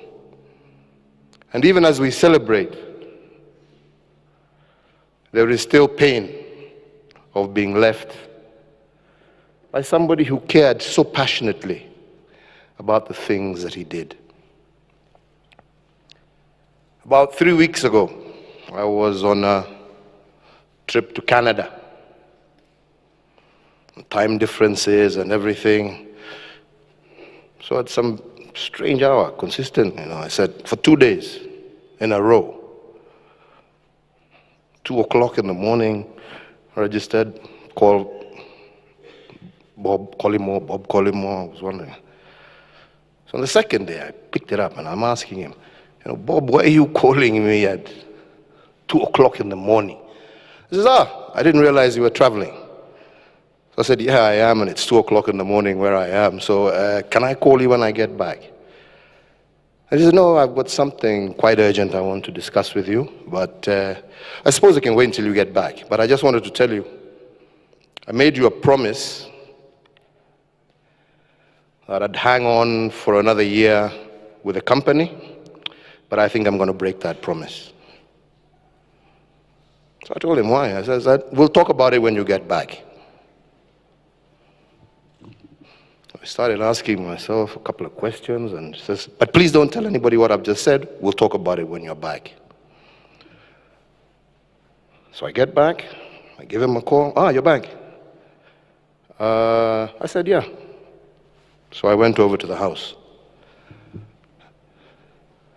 Found him there, calm. How's everything? Everything's fine. But like I said, I'm going to have to break my promise. And he's saying it with a smile on his face. So I thought, Wambui is put you under pressure, Because he kept telling me, I don't think Wambui will allow me. But so I said, she succeeded, right? He says, no, it's not quite that. But I don't think I have more than a couple of weeks to go. So I said, but you've still a lot of things that we can try and do. How can we? He said, no, I've given up. I've tried everything. And I have accepted that my time has come. So we spent a whole afternoon. And my biggest thing was, why are you talking to me about Safaricom, what about you? I says, no, my chapter is closed. And I have accepted it. So all I want to know is, how is the future of this company? What is its future? What's going to happen? And we spent almost 3-4 hours talking about nothing else but what he saw as his vision, his hope for the company, his dreams and what he thought I should be focused on in terms of my own legacy as President of the Republic, the focus on the focus on corruption,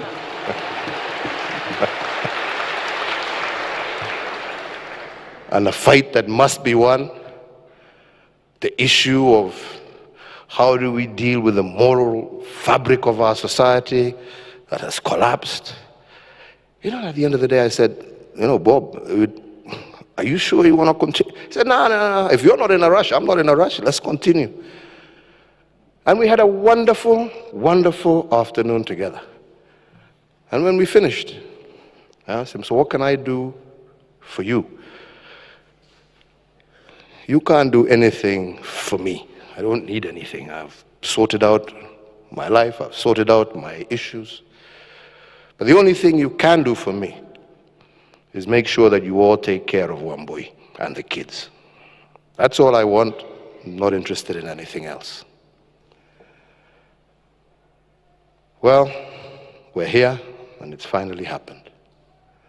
I've lost a very good friend.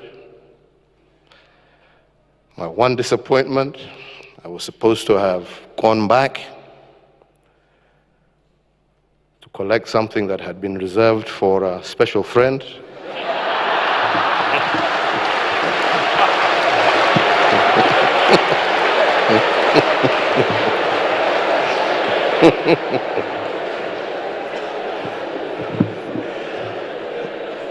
So Peter, Kenneth, Aigara, and crew, you have to pay.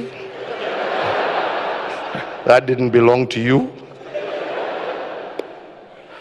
But say that we have lost a great friend, a champion for Kenya, a champion for young people, a champion for the arts. May the Almighty God rest his soul in eternal peace. Thank you very much.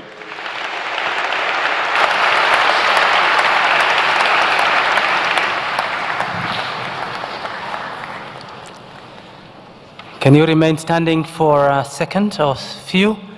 I want you to stretch your legs. I know you've been tired, but we are bringing this to an end. Now take your seat, please.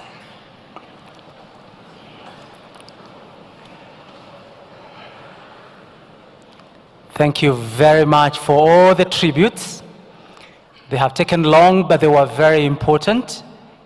I don't think we'll invite you here again to do this. There are many lessons that we can learn from Bob, and I think the greatest gift that we can give him is to live as he lived. The greatest tragedy in life is not to die. No, that's not the greatest tragedy. The greatest tragedy is to live a life without purpose and to die a life without purpose. And I think what I've heard today is that Bob lived and died a life of purpose.